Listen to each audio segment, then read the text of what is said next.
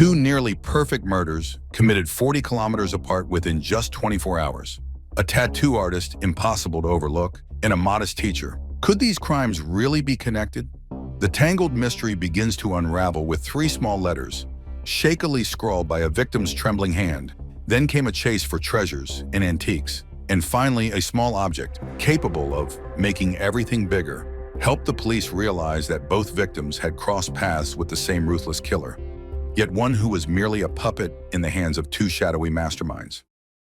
On the evening of March 16, 2013, snow unexpectedly returned to the French town of Enourian. The air was cold, and cars crawled one after another along the snowy roads. Fortunately for 47-year-old Jose Barrera and his girlfriend Laura, they had no need to hurry anywhere. They enjoyed the comfort of their home, peacefully watching television under a warm blanket. Suddenly there was a knock at the door. Both Jose and Laura were surprised since the clock's hands had already passed midnight. Laura wanted to go, but Jose stopped her. No, stay here," he said, walking toward the door. Laura then heard an unfamiliar voice claiming that their car had been accidentally hit. Moments later, Jose stepped outside, leaving her inside. After a few minutes, she heard a car engine start. Looking out their window, she saw a vehicle speeding away. But why hadn't Jose come back yet? When she went outside, Laura found him lying unconscious in the snow, a pool of blood beneath him. She couldn't even understand where the blood was coming from. Panicked, she hurried to call an ambulance. Jose was rushed to the hospital, where doctors discovered he had suffered a brain hemorrhage and swelling. His life was still in danger. Examination revealed a small bullet, likely .22 caliber, lodged in his head near his nostril. At that moment, however, the bullet could not be removed to confirm its caliber. The attacker had fired a single shot from no closer than 80 centimeters away. If the shooter had been any closer, the burning gunpowder would have left corresponding marks on Jose's face. In other words, Jose had been shot. But this was madness. Could it really be that a stranger had shot him just because of an alleged accident with his car? In fact, Jose's vehicle was completely untouched. It had all been just a pretext to lure him outside, where the gunman was already waiting. The police officers working at the scene of the attack on Jose found absolutely nothing. The perpetrator had left no trace behind. No shell casing, no hair, no fingerprints, no DNA. Laura could offer little help either. She had seen a dark-colored car speeding away from the house and thought there were two people inside. She couldn't even say for sure whether the voice she had heard was male or female. She hadn't heard a gunshot either. Such a beginning did not promise anything good. It was clear the investigation would be difficult. So the detectives began by looking into the victim's life. Jose Barrera had a striking appearance that might have suggested a turbulent lifestyle. In reality, though, he led a quiet, modest life. He had only recently become a father for the fourth time, and his children meant everything to him. He adored them. His memorable looks were explained by his work. He was a tattoo artist. Still, police had crossed paths with him before. Sometime earlier, Jose had been in a motorcycle accident, leaving him with lingering leg pain. He took painkillers, but they were useless when the weather changed. That was why he grew cannabis. The problem was, he not only used it himself, but also sold it. Because of this, investigators suspected that the motive could be linked to drugs or to a debt connected to them. Officers seized Jose's phone, business cards, address book, anything that might help uncover who he had been dealing with. A few days later, the family and the police received good news. Jose was brought out of his coma. His loved ones believed he would recover. The investigators, meanwhile, hoped he might remember something about the attack. The man could barely speak, but he managed to scrawl just 3 letters. EML. Jose's girlfriend, Laura, immediately thought of Emily Visor, Jose's ex-wife and the only person with whom he had serious conflict. Emily was 26 years old. She had left her husband 2 years earlier, and since then the former spouses had been locked in a bitter custody battle. Jose wanted to spend as much time as possible with his 5-year-old son, while Emily did everything she could to prevent it, accusing her ex-husband of mistreating her. The police invited Emily to the station to ask about her whereabouts on the night of the attack. She explained that she had dinner at a fast food restaurant and then went to her boyfriend's place. Her phone records confirmed this. Emily had not been at the crime scene. Yet aside from the 3 letters Jose had managed to scrawl, detectives had nothing at all to go on, just in case the police wanted to tap the woman's phone. But unexpectedly, they discovered that this was impossible. And that was because her phone was already being monitored by the police in connection with another case. one that had taken place just a day before the attack on Jose, 40 kilometers from his home in the village of Como. On Friday, March 15, 2013, as she did every Friday, Miriam arrived at the home of her beloved 45-year-old Dominique Laplace. She was surprised when Dominique didn't answer her knock at the door. Her surprise grew when she realized the door was unlocked. Pushing it open slightly, she immediately saw Dominique lying face down in the hallway, barefoot in a pool of blood. Miriam rushed to the phone, but there was nothing anyone could do for Dominique anymore. When the paramedics and police arrived, they determined that the man had received a single, precise, and powerful stab to the heart. That one blow was enough to kill him, as Dominique's heart was practically cut in two. But the killer did not stop there. The victim's body was covered with multiple hematomas. Bruises were found on his forehead, both shoulder blades, his right forearm, the left side of his nose, and the upper part of his skull.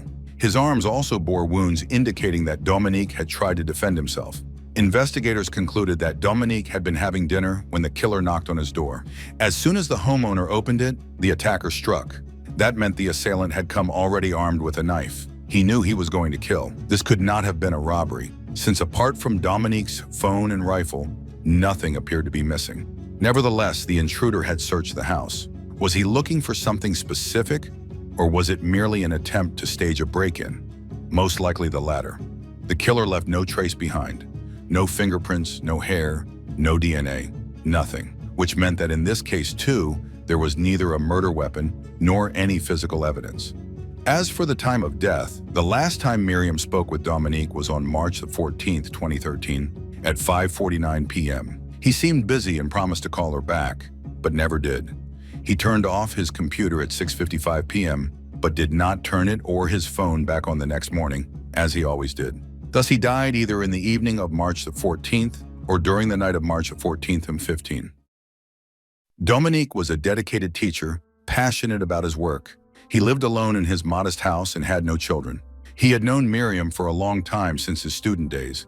For a while, they lost touch, but eventually reunited. His relationship with Miriam was wonderful. Dominique's friends and relatives also loved, valued, and respected him, and yet someone had driven a knife into his heart. Digging into his life, detectives found only one person with whom Dominique had had serious difficulties: his ex-girlfriend, Veronique Pierre. They had once been madly in love, living together for 13 years, though during that time they broke up and reconciled around 8 times. They first met after Dominique was in a car accident that left him with a broken femur. While in the hospital, he fell under the spell of a striking nurse. Veronique may not have been a beauty in the classic sense, and she was more than 10 years older than him, but she impressed Dominique with her extravagance. She was kind, yet incredibly hot-tempered. Combined with her pathological jealousy, this was a recipe for disaster in Dominique's life. It is little surprise that on one occasion, Veronique hurled a flower pot at his head, breaking 2 of his front teeth. Dominique's friends recalled that after Miriam came back into his life, Veronique flew into a rage. And beyond her jealousy, Veronique had another possible motive to attack her ex and search his house: a real treasure. Dominique had a rather unusual hobby. He spent all his free time in the fields of Picardy with a metal detector, searching for relics and ancient coins.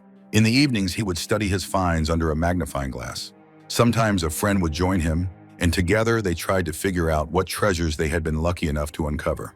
Veronique shared Dominique's passion, and in 2011, the two of them made a remarkable discovery in the forest: a genuine treasure worthy of a museum. It was an antique jewelry set valued at around 4,000 euros, the most expensive find Dominique had ever made. The set included a gold bracelet, a necklace, and earrings. Such discoveries were extremely rare.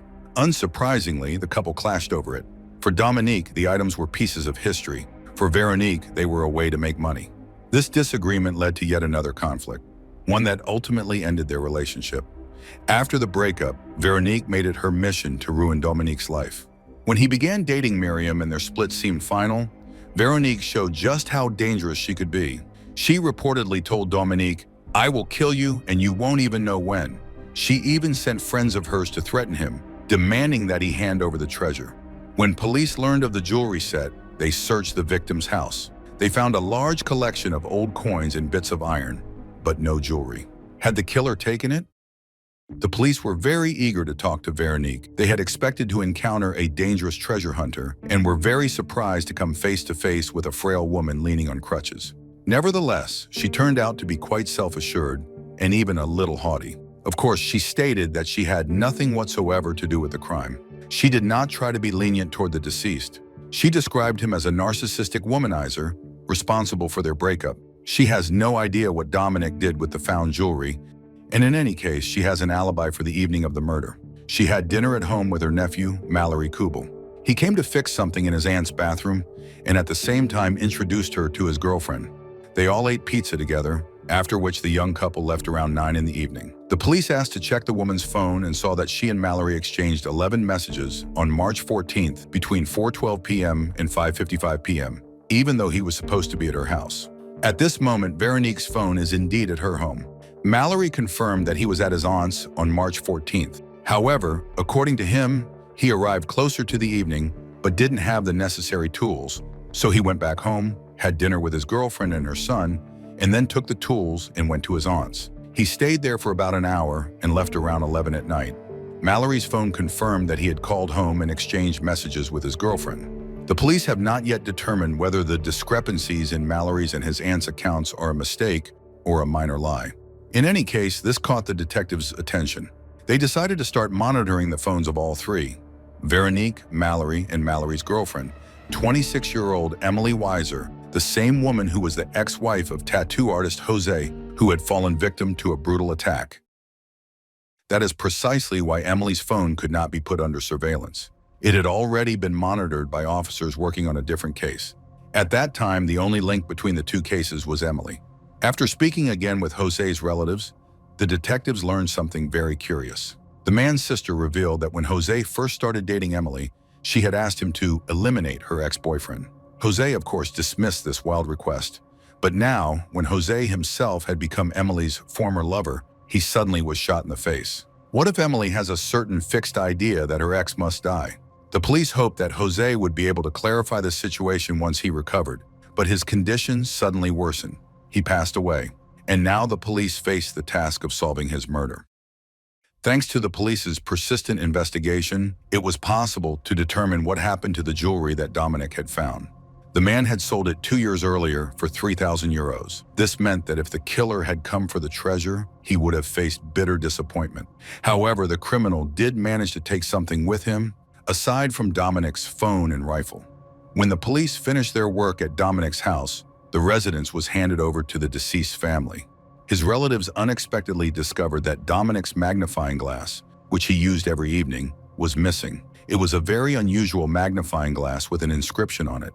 It was not unique, but such models were very rare. While the theft of the rifle could be explained, why would the criminal take the magnifying glass? Could it be that he was also searching for ancient treasures? Or did he take it as a trophy?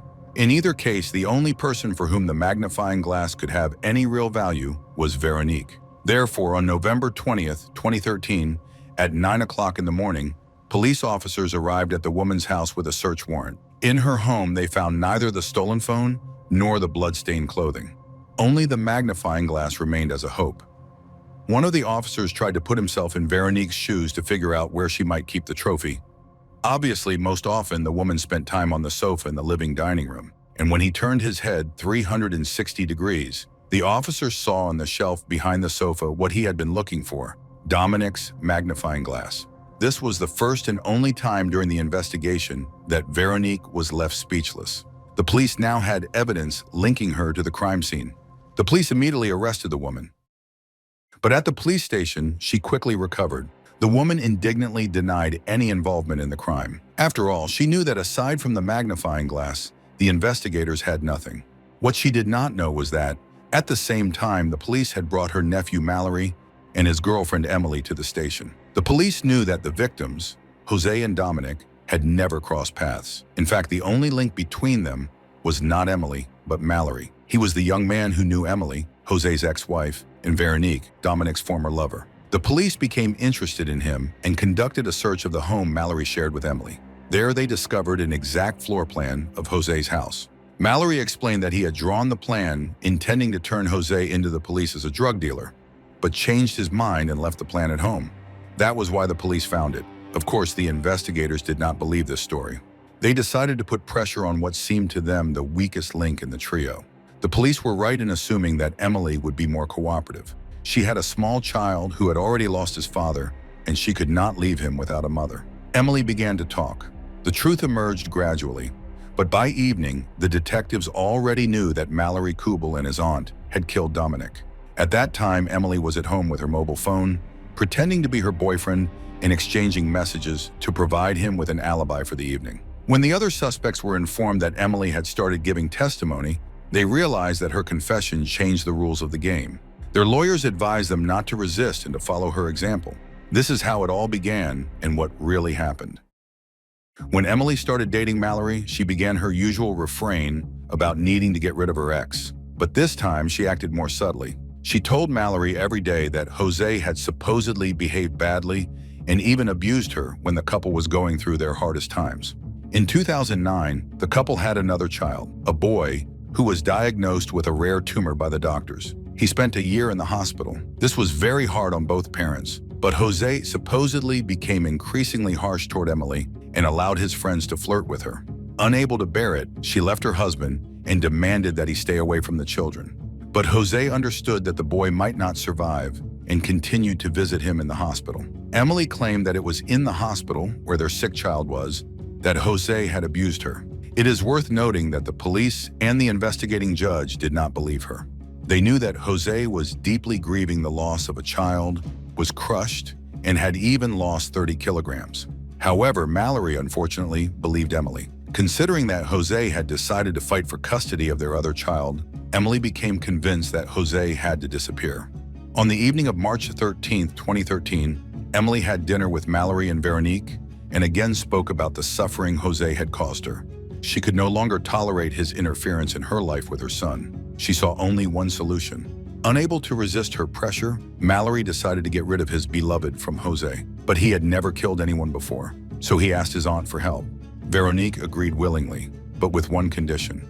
"My dear, of course, I will go and help you kill Jose, but first we must kill Dominic." Thus they made a pact, one murder for another. All the roles were assigned. The aunt and nephew armed themselves with a wig, gloves, and a pistol and went to Dominic's house. Emily was supposed to create the impression that Mallory was not at the crime scene. Mallory knocked on Dominic's door. Through the door, he explained that his car had broken down. Dominic, a very kind and responsive man, opened the door. Mallory immediately attacked him. The men grappled, but the struggle was brief. Dominic fell, pierced by a knife in the heart. Suddenly, Veronique intervened. She pounced on the dying man and began beating him with the pistol. She seemed to have gone mad. She kept hitting him over and over. Finally, she stood up and looked at Mallory. Veronique was ecstatic. She rejoiced. She kissed her nephew and said, "Thank you, my dear." On the way back, the accomplices burned their clothes. They had planned to kill Jose the same day, but Mallory became ill. He was nauseous after the nightmare they had committed. Therefore, the next day, while Emily was at home, the accomplices set out again despite the bad weather. They were rushing to Jose. Veronique knocked on Jose's door. She lied that she had hit his car. Under this pretext, she lured him outside and led him to a corner where Mallory, with the rifle stolen from Dominic, was waiting. After a single shot to the head, Jose was killed and the accomplices hurriedly fled. Mallory was charged with the murder of 2 men. His aunt and girlfriend were charged with complicity in the murders. But a new drama was about to unfold, turning everything upside down. On August 15, 2014, at 9 o'clock in the evening, a prison guard began his regular rounds in the detention center, where Mallory had been held for 8 months. However, upon opening his cell that time, the guard discovered the young man's body. 32-year-old Mallory had found a way to hang himself. In the letter he left to his mother, he explained that he could no longer live with his crimes. He could not bear the deaths of 2 people. Paradoxically, he may have been the only one among the accused to show any compassion for the victims in this case. Upon learning of her nephew's death, Veronique hurried to take the opportunity to claim that there had been no pact. That fateful evening, she said, she had gone to Dominic to talk, to ask if he still loved her. But instead, Mallory suddenly attacked the man. During the assault, Veronique supposedly stood behind her nephew and could not foresee the strike. It was entirely Mallory's personal initiative. The wig and gloves she wore, she claimed, were because it was chilly and she wanted to look good. Possibly. But why did she go with her nephew to Jose's house the next day? And could she really not see the rifle? According to Veronique, the second crime was also unexpected for her. She was genuinely shocked by Dominic's death and was in a state of trauma.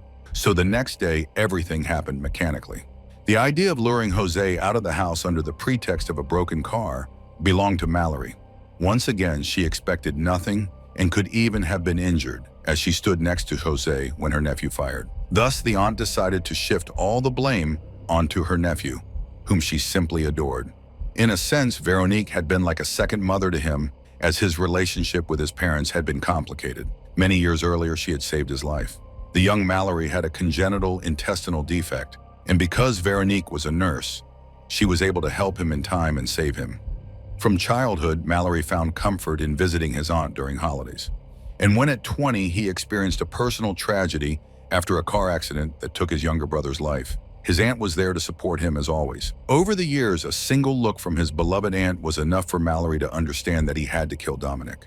Mallory had never met Dominic, and there had been no quarrels or conflicts between the men, and now Veronique was trying to convince the police and the investigating judge that Mallory had decided out of the blue to kill her ex-boyfriend. The trial began on November 14, 2016. Veronique and Emily were tried together. They faced life imprisonment. Would they try to place all the blame on Mallory? Of course. The defendants claimed that they could not have made a pact because they had only met that evening. But the prosecutor had an unpleasant surprise for them. A photograph taken just a few days before Dominic's murder. The image clearly showed that the truth was far from the comedy that unfolded during the court proceedings. During the trial, Emily pretended to be an innocent victim in the story. Veronique, on the other hand, behaved offensively, especially toward the families of the victims. She blew them air kisses and even dared to claim that, as he was dying, Dominic had turned to her and said, "Forgive me, my dear. I love you." It was horrifying. But the victims' families conducted themselves with dignity. They hoped that the defendants would be justly punished under the law. Finally, the court delivered its verdict. Veronique was sentenced to 20 years in prison, and Emily received only 10 years. However, since Emily had already served nearly 3 years, she was released a few months later and returned to her child, Jose's son. The victims' relatives consider this outcome unjust, believing the punishment too lenient for both accomplices. After all, Mallory had merely been the armed hand of two women who were in conflict with their exes. It was these women who decided the fate of two men in a single evening. This is an incredible story of collusion between two vengeful and unscrupulous women, almost a perfect murder.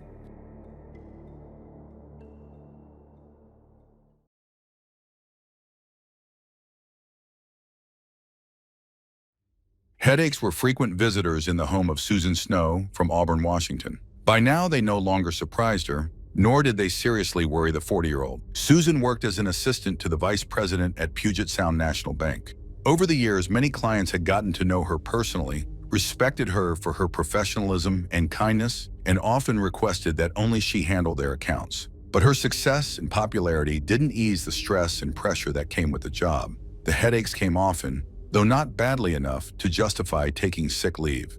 Instead, Susan simply took a few tablets of over-the-counter Excedrin Extra Strength.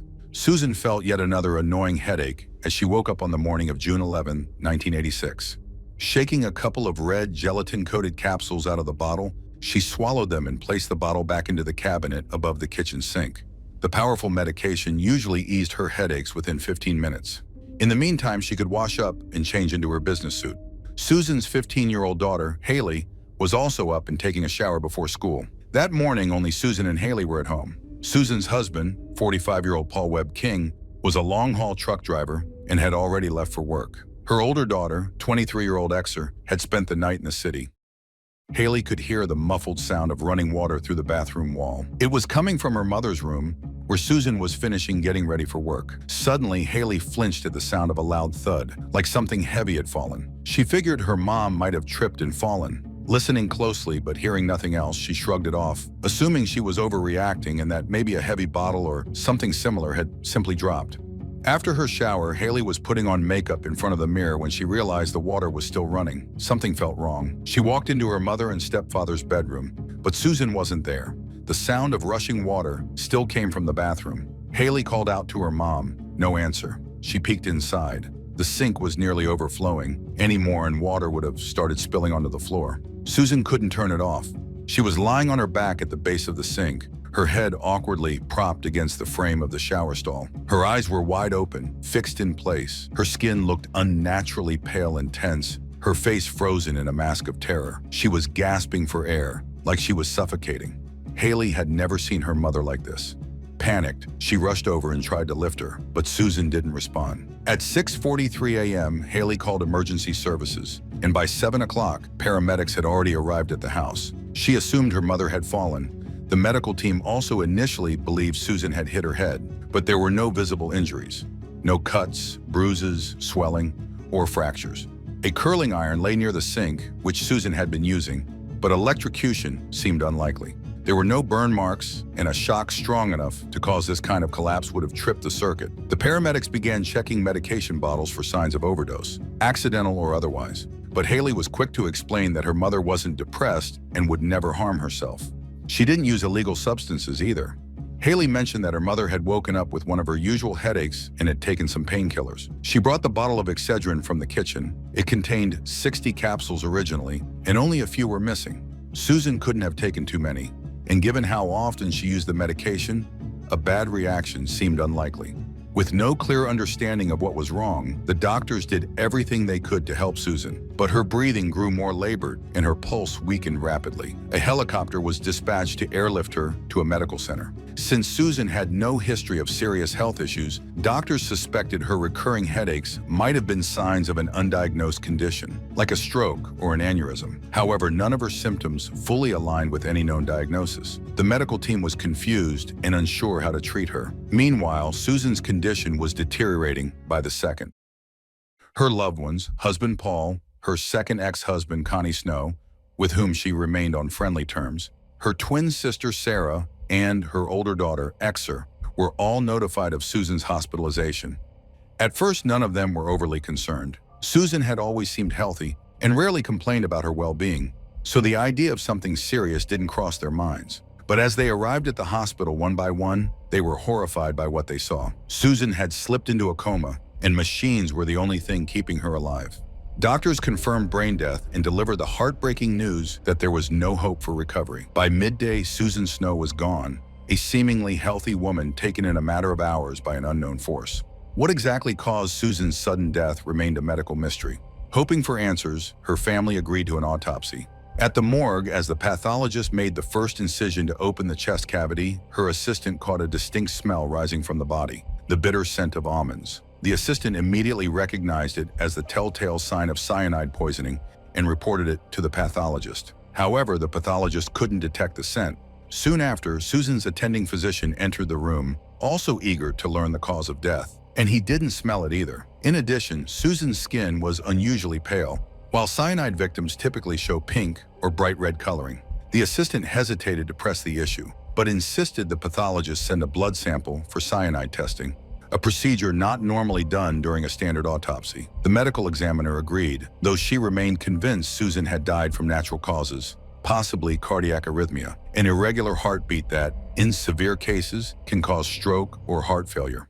But to everyone's astonishment, cyanide was found in Susan's system. The pathologist and doctor hadn't noticed it because the ability to detect the smell of cyanide is genetic. 20 to 40% of people simply lack the gene required to sense it.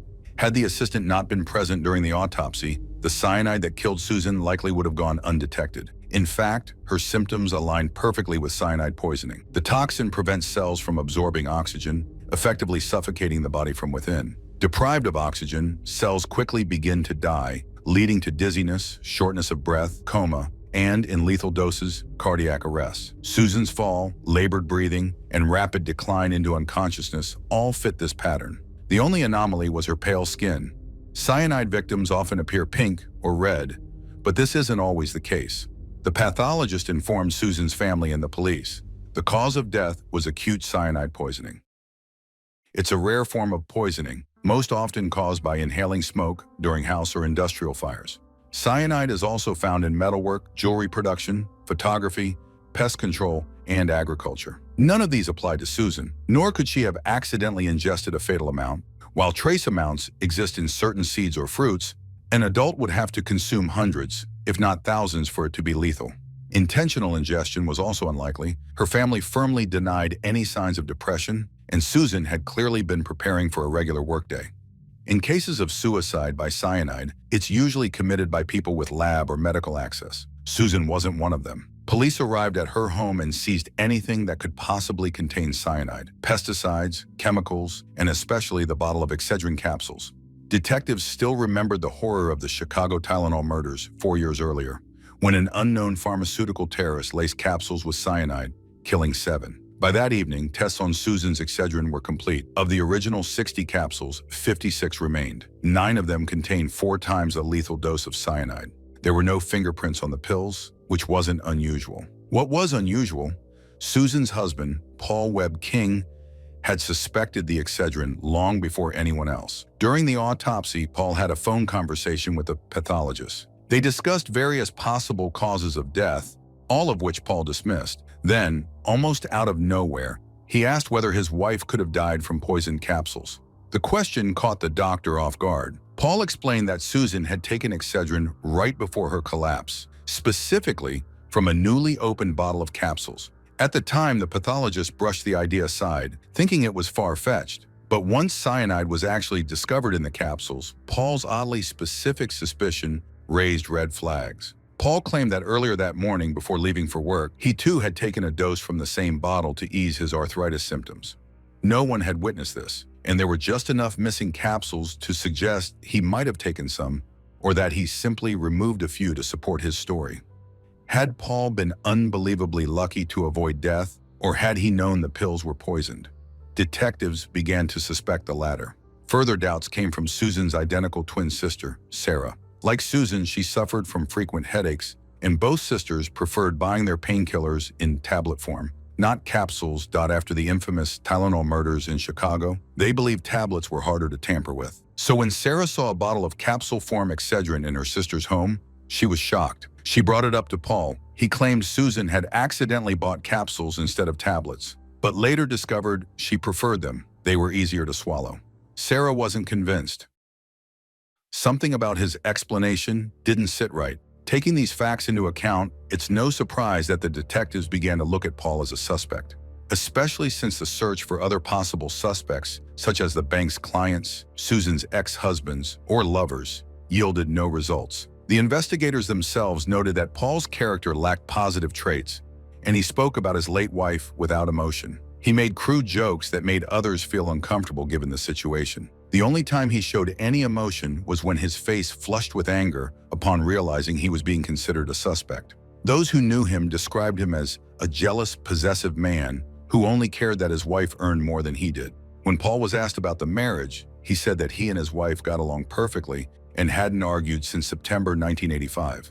He remembered the date precisely because that was when he confessed to being unfaithful. During a business trip, he had an affair with an ex-girlfriend named Mary. Paul claimed that after seeing a psychologist, he and Sue reconciled, and in the following months surprised everyone by announcing their engagement. They exchanged vows on Thanksgiving Day, 1985, about 7 months before Sue's death. But although Paul insisted they were getting along well, others might dispute that claim. The husband's infidelity was all Susan talked about.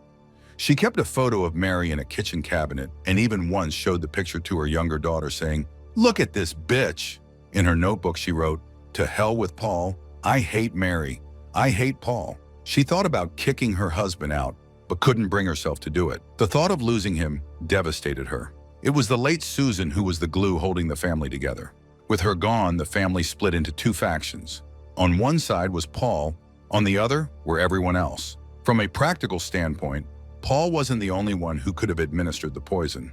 As Paul rightly told Haley, she should prepare herself because she was alone with her mother at the time of death and would become the prime suspect. But it wasn't only Haley who was scared. The older daughter, Exeter, was also in town and even stopped by her mother's house the evening before her death to pick up some things. She did not stay overnight at her mother's house, but stayed at a hotel with a friend Susan couldn't stand.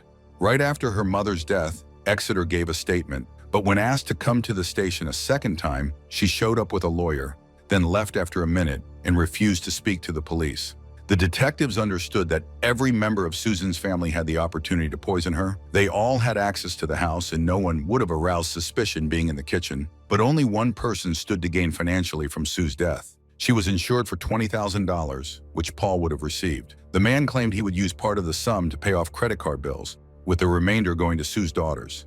However, the girls didn't receive a single cent. When they asked him about the promised money, he replied that finances were tight. The daughters also noticed that their mother's jewelry had gone missing. Paul himself was changing before their eyes. He swapped his usual Hawaiian shirts for expensive business attire and bought a new car. He also started seeing another woman. It was as if he didn't care that his behavior was making him look more and more suspicious. Meanwhile, news about the poison capsules, of course, reached Bristol Myers Squibb, the manufacturer of Excedrin, and rumors began circulating about a copycat poisoner from Chicago. However, the police were convinced that Susan's murder was an isolated incident committed by someone she knew. Nevertheless, unwilling to take any chances, Bristol Myers recalled the capsule products nationwide. This decision cost them millions, possibly tens of millions of dollars. The product recall became sensational news. The media loudly covered Susan's murder. Customers returned Excedrin to pharmacies, and staff removed it from the shelves. All the bottles were sent for laboratory analysis, despite the police's confidence that this was a waste of time. But everything changed on June 17th when the police received a call. The woman on the line was hysterical. She spoke incoherently but managed to explain that she noticed similarities between Susan's murder, which had been in the news, and the death of her husband a week earlier. 6 days before Sue's death, on June 5th, 1986, 52-year-old Bruce Nickel returned home from his job at the State Department of Transportation, where he worked as a heavy equipment operator. He arrived at 4:10 p.m. His beloved wife, 43-year-old Stella, was preparing dinner. Due to working with heavy equipment, Bruce often suffered from headaches. This day was no exception. He hoped a shower would refresh him, but the headache wouldn't simply go away, so he resorted to his usual remedy, a strong dose of Excedrin. The recommended dose was 2 capsules. But Bruce decided the medicine would work faster and be more effective if he took 4. All he had to do now was wait.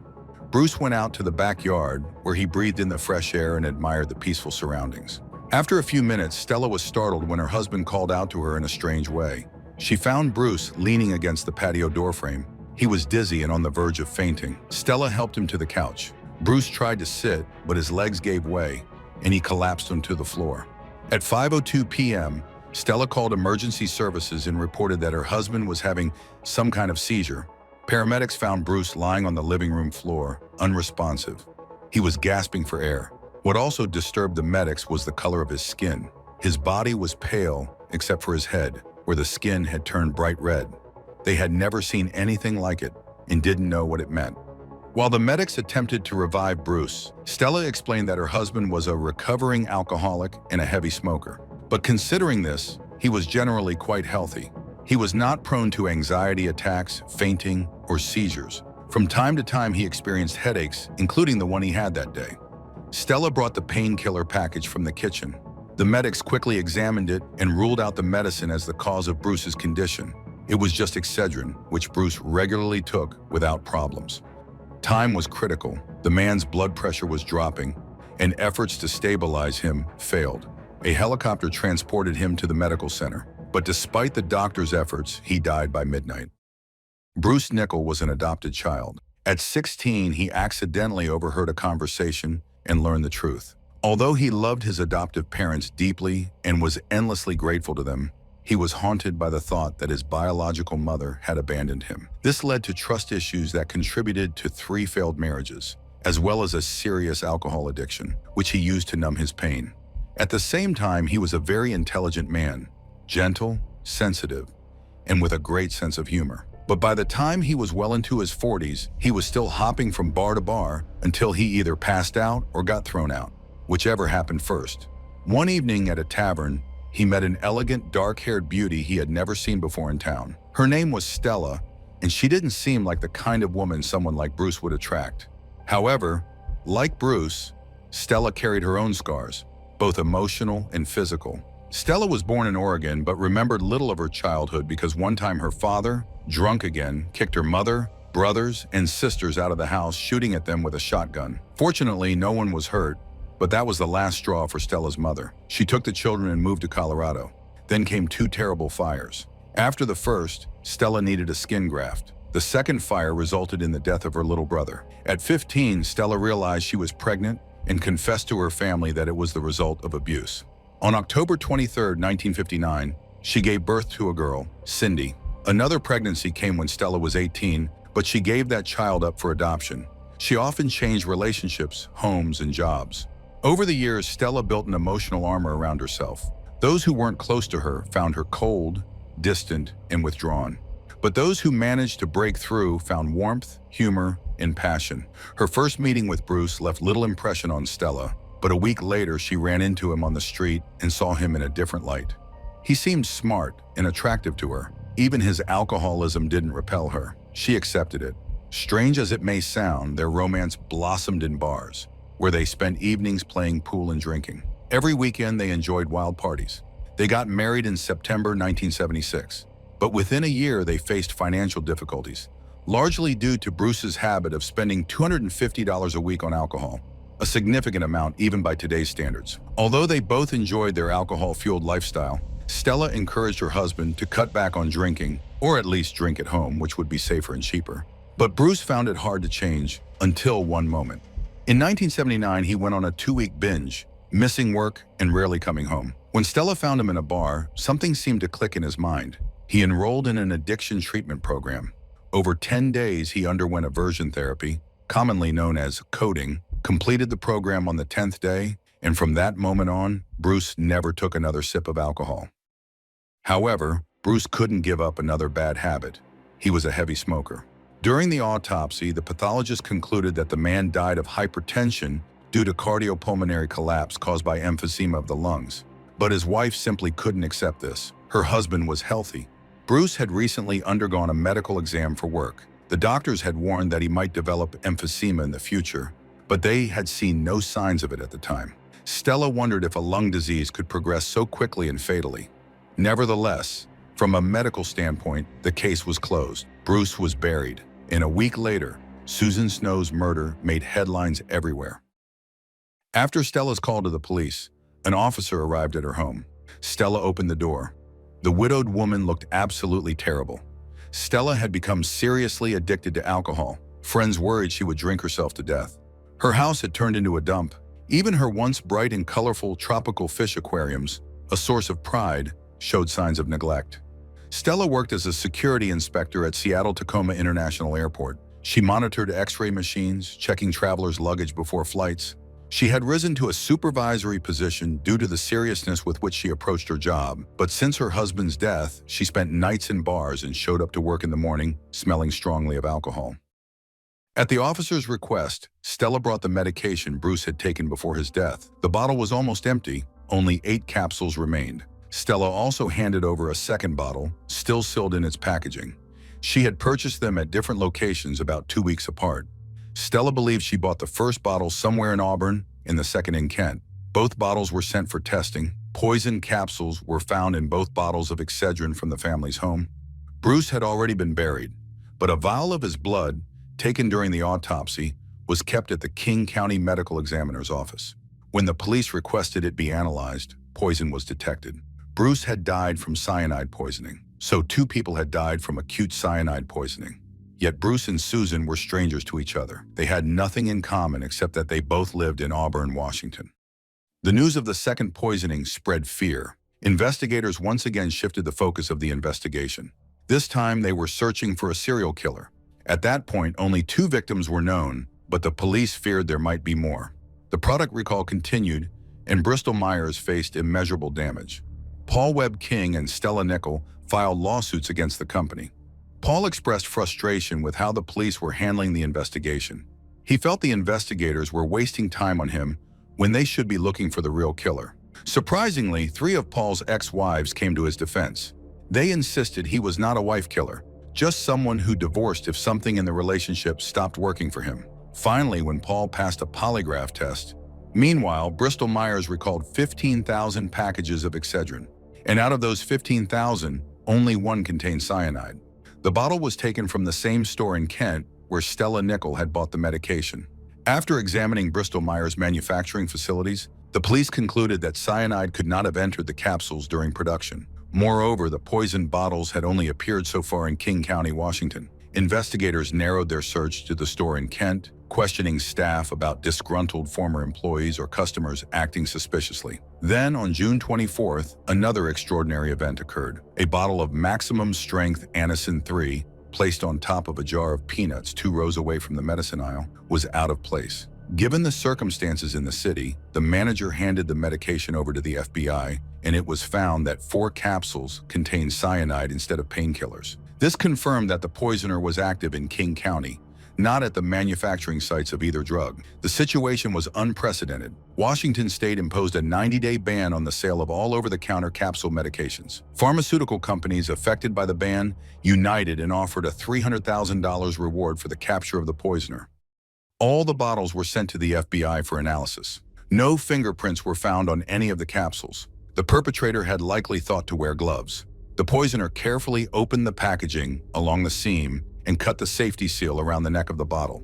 The medicinal contents of the capsules were discarded, and instead, each capsule contained 700 milligrams of cyanide.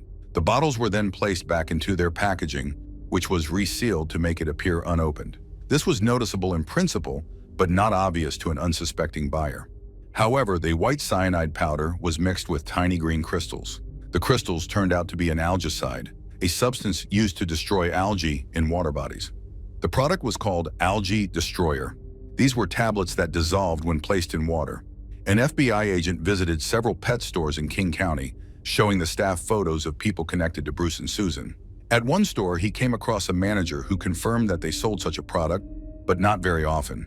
The issue was that moisture seeped into the packaging with the tablets, causing them to harden and barely dissolve in water. Therefore, the pet store usually ordered liquid algicides.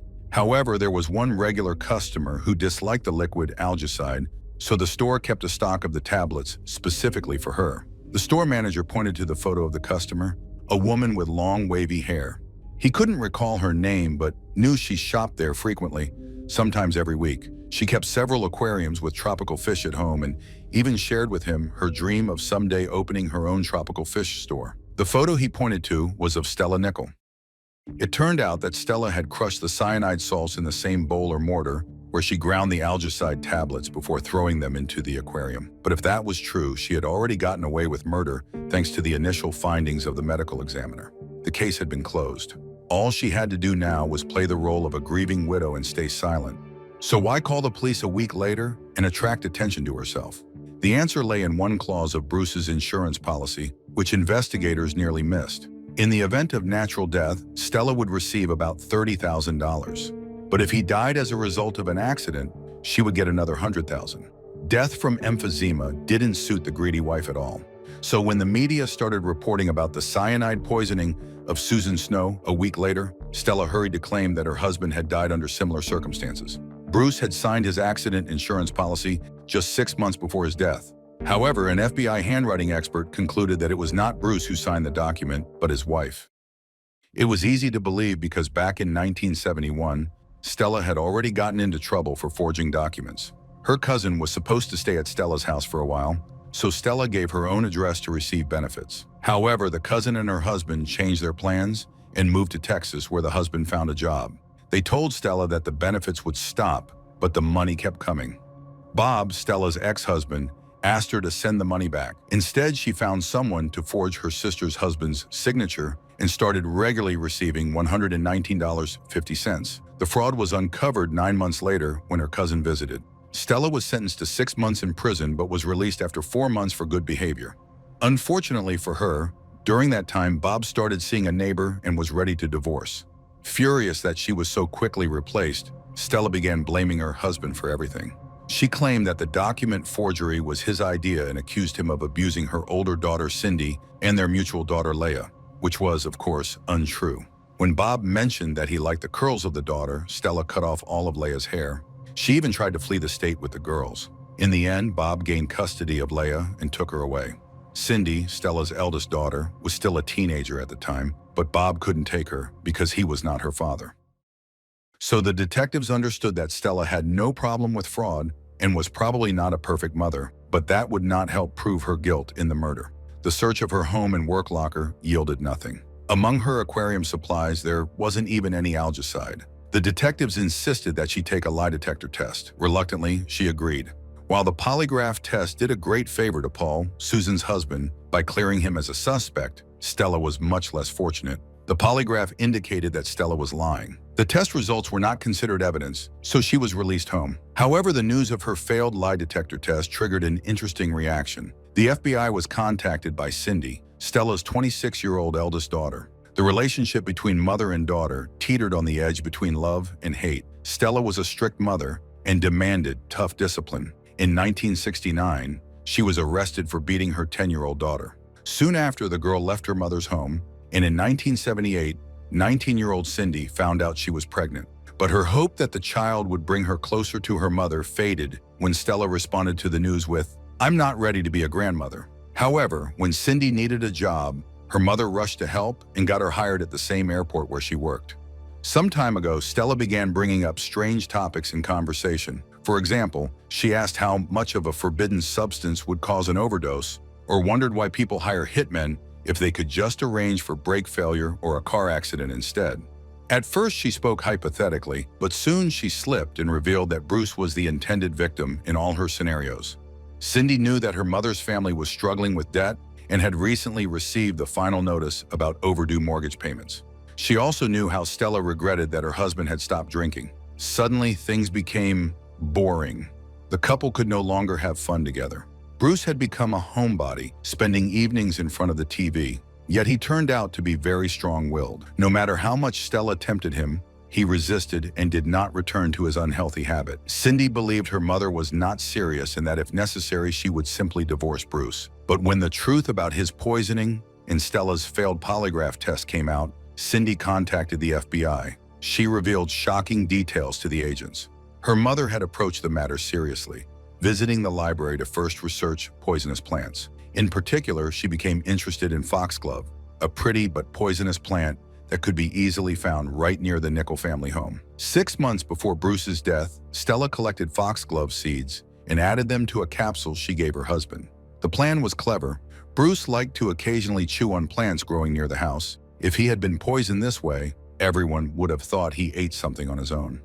But Bruce complained to colleagues about stomach pain and weakness, then quickly recovered. Stella was upset that her plan had failed. The detectives hurried to the library and seized the books Stella had borrowed. Among them was a book with a telling title, Deadly Harvest, an encyclopedia of poisonous plants. She had also read about other poisons, especially cyanide. The police established this thanks to her fingerprints found all over the pages. These pieces of evidence, along with Cindy's testimony, were enough to press charges of product tampering, including 2 cases that led to death. The trial began in April 1988. Cindy became the key witness for the prosecution. She testified that she and her mother shared a locker at work. A few days before her stepfather's death, Cindy saw capsules in a container with white powder in the locker. She thought it was salt or sugar, but her mother never used it for food. After the man's death, both the container and capsules disappeared. Stella continued to deny everything. She claimed she read the books to learn about poisonous plants because she often babysat her granddaughter. She insisted her daughter had simply lied, motivated by the $300,000 reward offered by pharmaceutical companies. While she might have been partly right about Cindy's motive, it did not diminish the importance of her testimony. Cindy might have saved her stepfather's life if she had warned him or acted sooner. But now her testimony allowed investigators to connect all the events into a single story. After her husband's death, Stella faced an unpleasant surprise when the pathologist ruled Bruce's death natural. She couldn't directly tell him to keep looking for the cause, so she decided to recreate the infamous Chicago tragedy, planting bottles with poison in various stores like some sort of pharmaceutical terrorist, and waited. After Susan Snow's death, Stella had a reason to request a review of her husband's case. If Stella's motive had been to kill her husband, she would have committed the perfect crime. But her real motive was money, and she drew attention to herself. Her plan unraveled due to mistakes she made along the way. She confessed everything to her daughter, researched poisons in the library, and crushed cyanide in the same mortar as the algae treatment. But her biggest blunder was poisoning both bottles of Excedrin that she kept at home. Out of 15,000 recalled Excedrin packages, only 4 were found to contain poison, and Stella supposedly managed to buy 2 of them from different stores 2 weeks apart. The odds of that were negligible, and this was the final nail in her coffin. After 5 days of deliberation, on May 9th, the jury found Stella guilty on all counts. She was sentenced to 2 consecutive 90-year terms for product tampering that led to death, and 3 10-year terms for other tampering offenses. If she is not released early, she will be freed in 2040 at the age of 96. Investigators knew how lucky they were that cyanide was discovered during Susan's autopsy, which led to the product recall. Many more people could have died otherwise. Stella would have had no choice but to keep killing again and again, waiting for another victim, and then another. She would have continued playing the role of the grieving widow, all the while knowing that the remaining bottles of poison sat on store shelves, waiting to take the life of yet another innocent victim.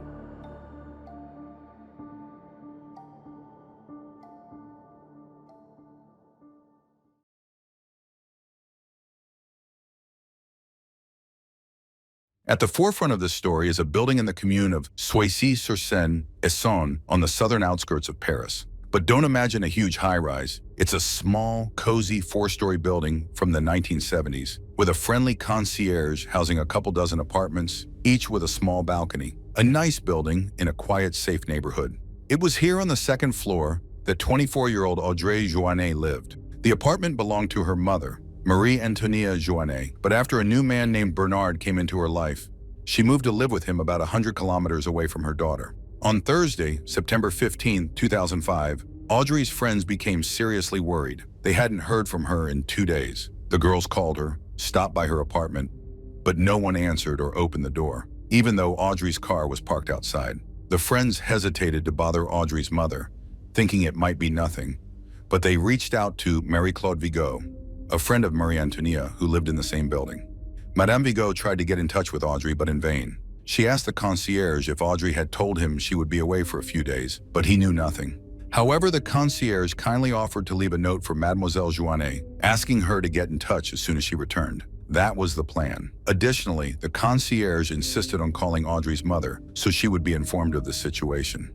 After the concierge's call, Marie-Antonia came home and opened the door with her own key. As expected, her daughter was not in the apartment. The mother noticed that the apartment, especially the living room, was somewhat messy. There were dirty plates with food left out, and in Audrey's room lay a suitcase with belongings from her trip to Brazil.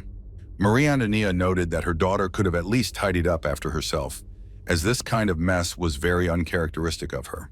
Overall, though, it looked like her daughter had simply stepped out somewhere. But where could she have been for 2 whole days? Even though Audrey had been living alone recently, she always told her mother when she was going somewhere, especially if she planned to be gone for a long time.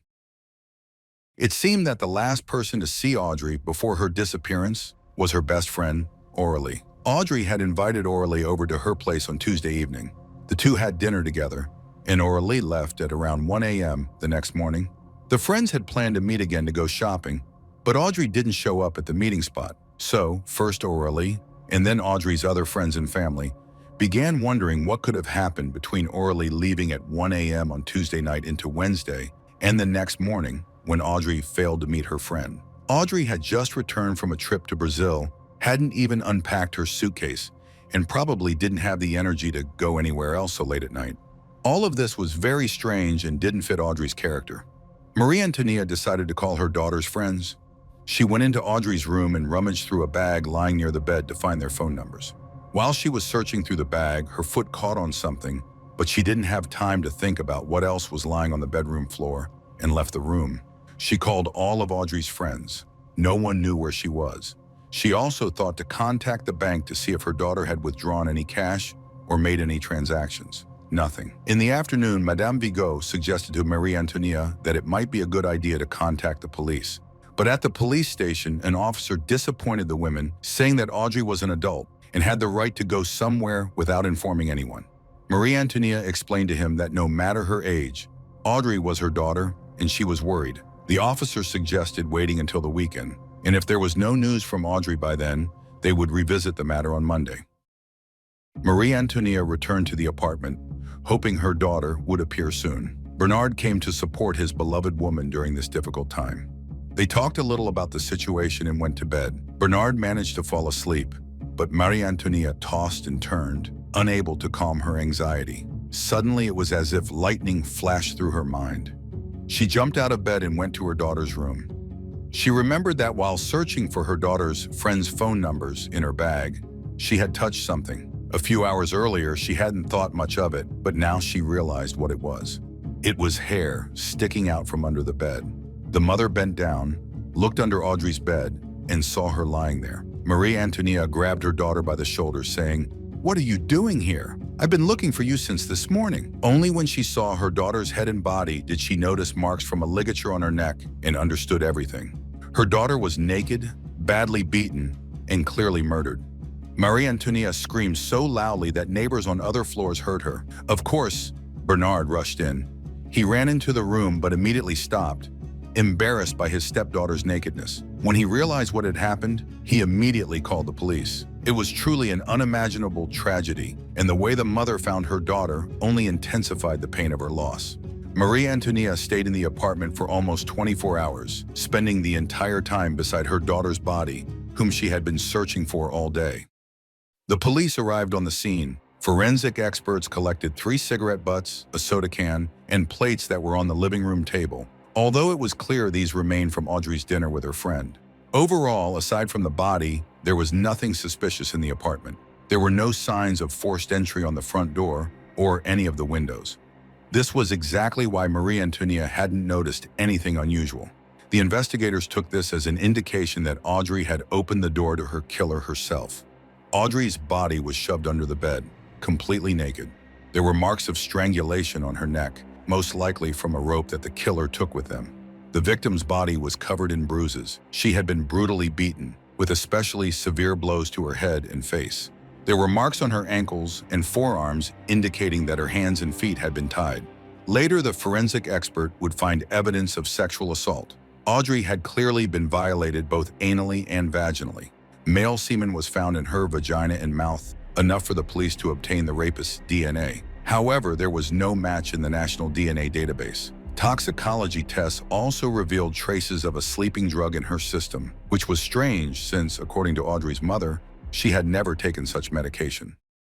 The investigators spoke with Audrey's family, and they insisted that they could never have imagined anyone capable of harming her.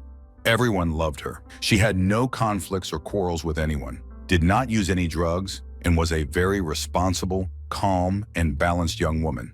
She was also very sociable, maintaining friendships with some people since kindergarten. They loved her for her kindness, willingness to always help, and generosity. Audrey was fearless and curious about new things without prejudice or judgment.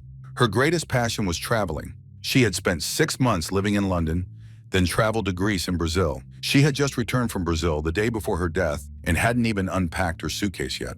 Besides speaking with family and friends, the police also interviewed all the residents of the building where Audrey lived. One of her neighbors, Gerard Barreau, said that on the night between Tuesday and Wednesday, around 3 or 4 in the morning, he heard a scream. It sounded to him like a woman crying out for help.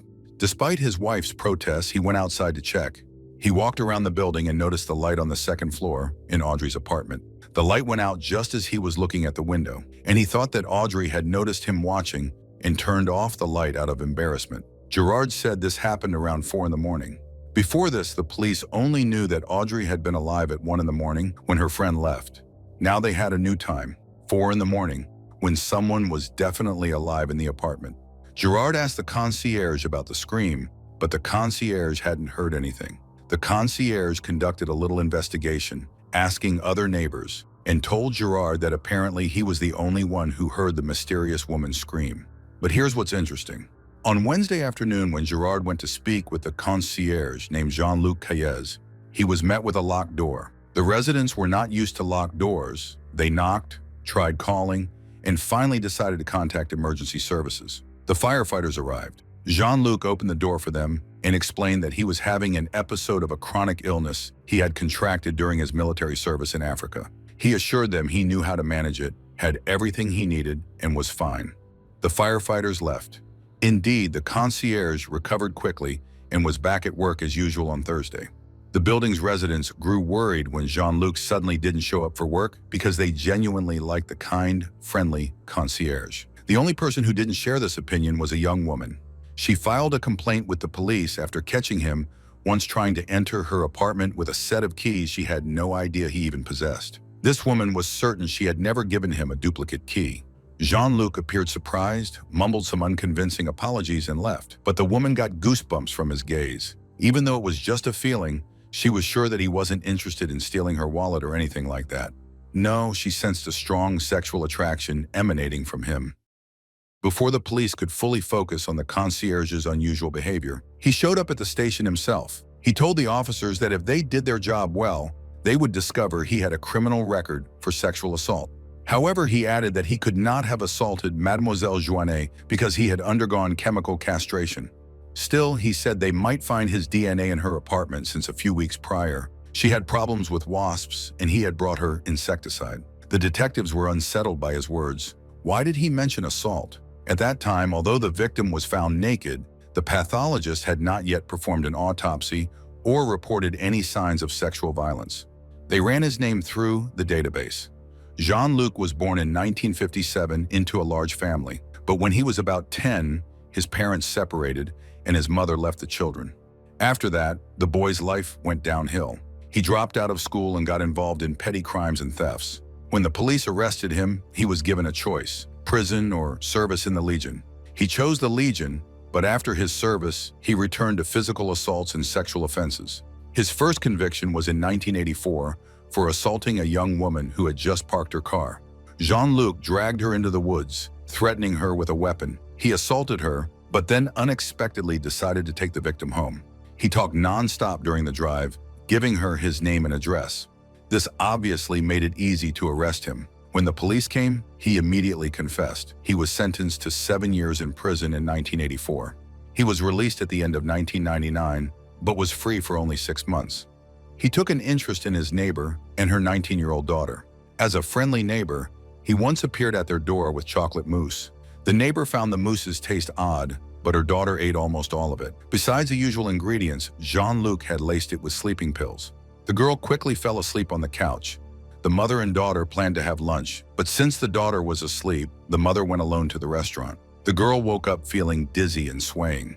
When she opened her eyes in horror, she saw the neighbor who had broken into the house through a window and was now using a trap he had set. After he finished, he forced the girl to take 2 more sleeping pills and left. Naturally, the victim identified her attacker, and Jean-Luc was sent back to prison. A psychiatrist examined him and bluntly declared that Jean-Luc was incurable. His crimes escalated in severity and cruelty, a conclusion Jean-Luc did not dispute. He openly stated he should never be released because the next time would be worse. While incarcerated, he himself requested chemical castration, that is, medication to suppress his sexual urges. The rapist was sentenced to 20 years, but was released after 12. By 2002, he was free again. Since only one person remained willing to maintain a relationship with him, his mother, he moved closer to her in Essonne. In June 2003, he found a job as a concierge in the building where the victim lived. The residents liked the pleasant, polite, and tactful concierge. He was always ready to help, performed his duties very well, and was genuinely appreciated and loved. He delivered mail, watered plants, and some neighbors even trusted him with keys to their apartments. Nevertheless, he had a criminal record. The police asked the man to provide a DNA sample. Although he had the right to refuse, he agreed quickly and without hesitation. On September 20th, the man was brought to the police station and a DNA sample was taken. Why wasn't his DNA in the database, despite him being a repeat offender of similar crimes? The fact is, when he was convicted the second time, collecting and entering offenders' DNA into the database was not yet mandatory. This procedure was implemented only later. While the man was at the station, he willingly talked about himself and his life. Soon the laboratory results arrived. The DNA samples did not match. Someone else had assaulted Audrey Joannet.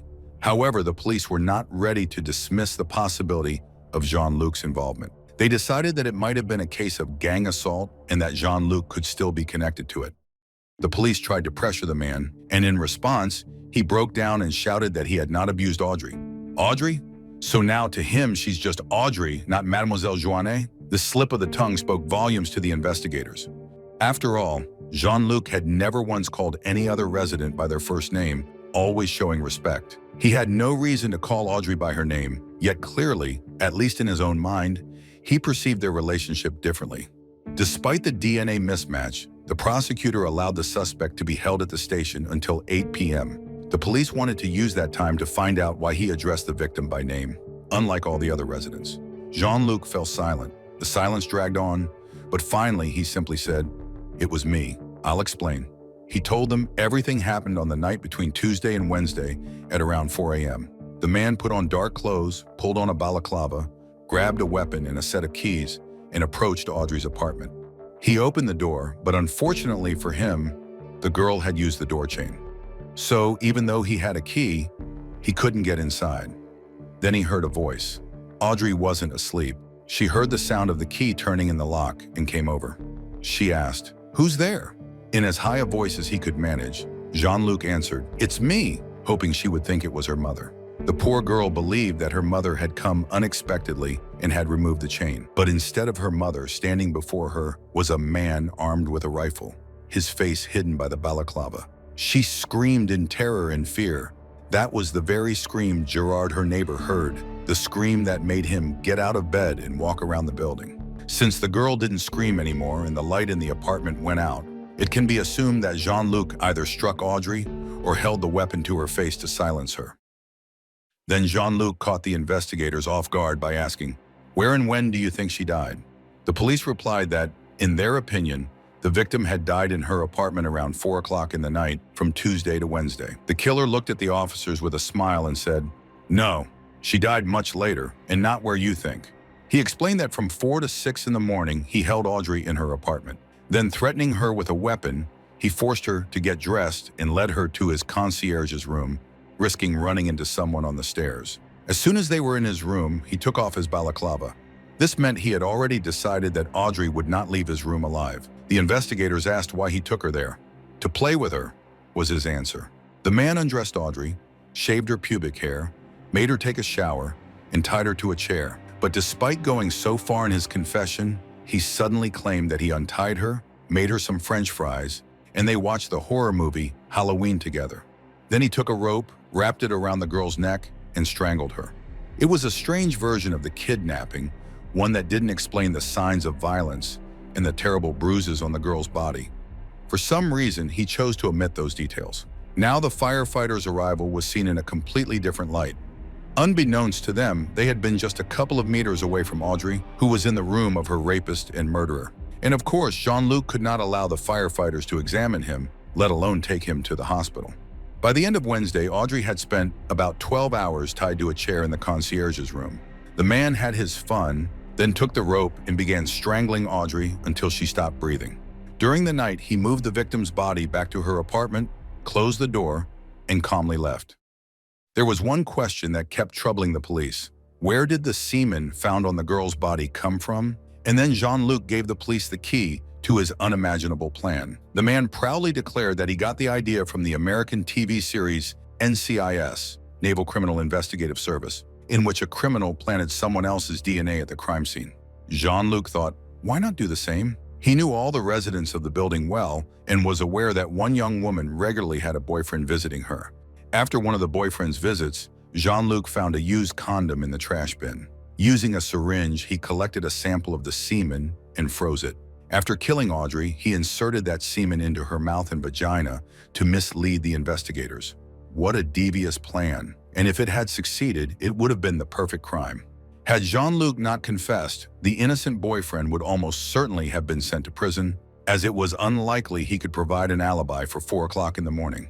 This case was shocking because at that time, no such incidents had been recorded in France.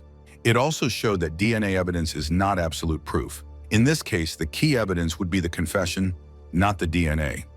During the interrogation, the man also claimed that due to chemical castration, he could not have assaulted the girl sexually and that he used a cucumber to simulate penetration. This may have been partially true. However, the police quickly learned that such treatment is reversible. Once Jean-Luc stopped taking the medication, he could fully restore his libido. The police were glad to get the confession but knew it would be good to gather more evidence for the case. Jean-Luc led the detectives to an empty apartment in the building, for which he had a duplicate key and where he kept the rifle and keys to Audrey's apartment. Then he took them to the banks of the Seine, about 100 meters from the building, where he had thrown 4 garbage bags containing sheets, a condom, Audrey's clothes, and some adhesive tape. Suddenly, Jean-Luc made another statement. He said that since the investigators had been kind to him and didn't condemn him, he would give them a little gift. They returned to his apartment, where he asked the police to check the ventilation system. There, they found a second used condom. The detectives decided it had been prepared for an attack on the next victim. As if reading their thoughts, Jean-Luc said, "Good thing you stopped me now, because I would have killed again." The man was charged, and the case was handed over to the prosecutor. The prosecutor decided to hold a reconstruction of the crime. At first, Jean-Luc demonstrated how the events unfolded to a female police officer, but when it came to the murder, he asked for her to be replaced by a mannequin. He showed how he strangled Audrey, then suddenly declared that he had done it wrong and started strangling the mannequin again. It was clear that he was taking pleasure in the process, despite the police presence. However, the pathologist attending the reconstruction stated that Jean-Luc had not shown how he inflicted the victim's bruises. This enraged him, and Jean-Luc lunged at the pathologist, shouting that he would kill him. When he lost control, everyone saw his true nature. One could only imagine what Audrey must have felt in his hands. In May 2008, Jean-Luc appeared in court for the third time in 24 years. He immediately told his lawyer that he would not appeal if found guilty, because if released, he would commit the crime again. The 50-year-old man was sentenced to life imprisonment. He will be eligible for parole in 2027 when he turns 70. When the verdict was announced, those present in the courtroom openly expressed their joy. The convicted man refused to say exactly what he did to Audrey, although it is not hard to guess that he drugged her with sleeping pills, after which she became a toy for a man who enjoyed her for 18 hours without any restraint. Marie Antoinette considers the sentence fair, as it is the maximum punishment for such a crime in France. But she hopes that in 2027, when Jean-Luc becomes eligible for parole, he will not be released.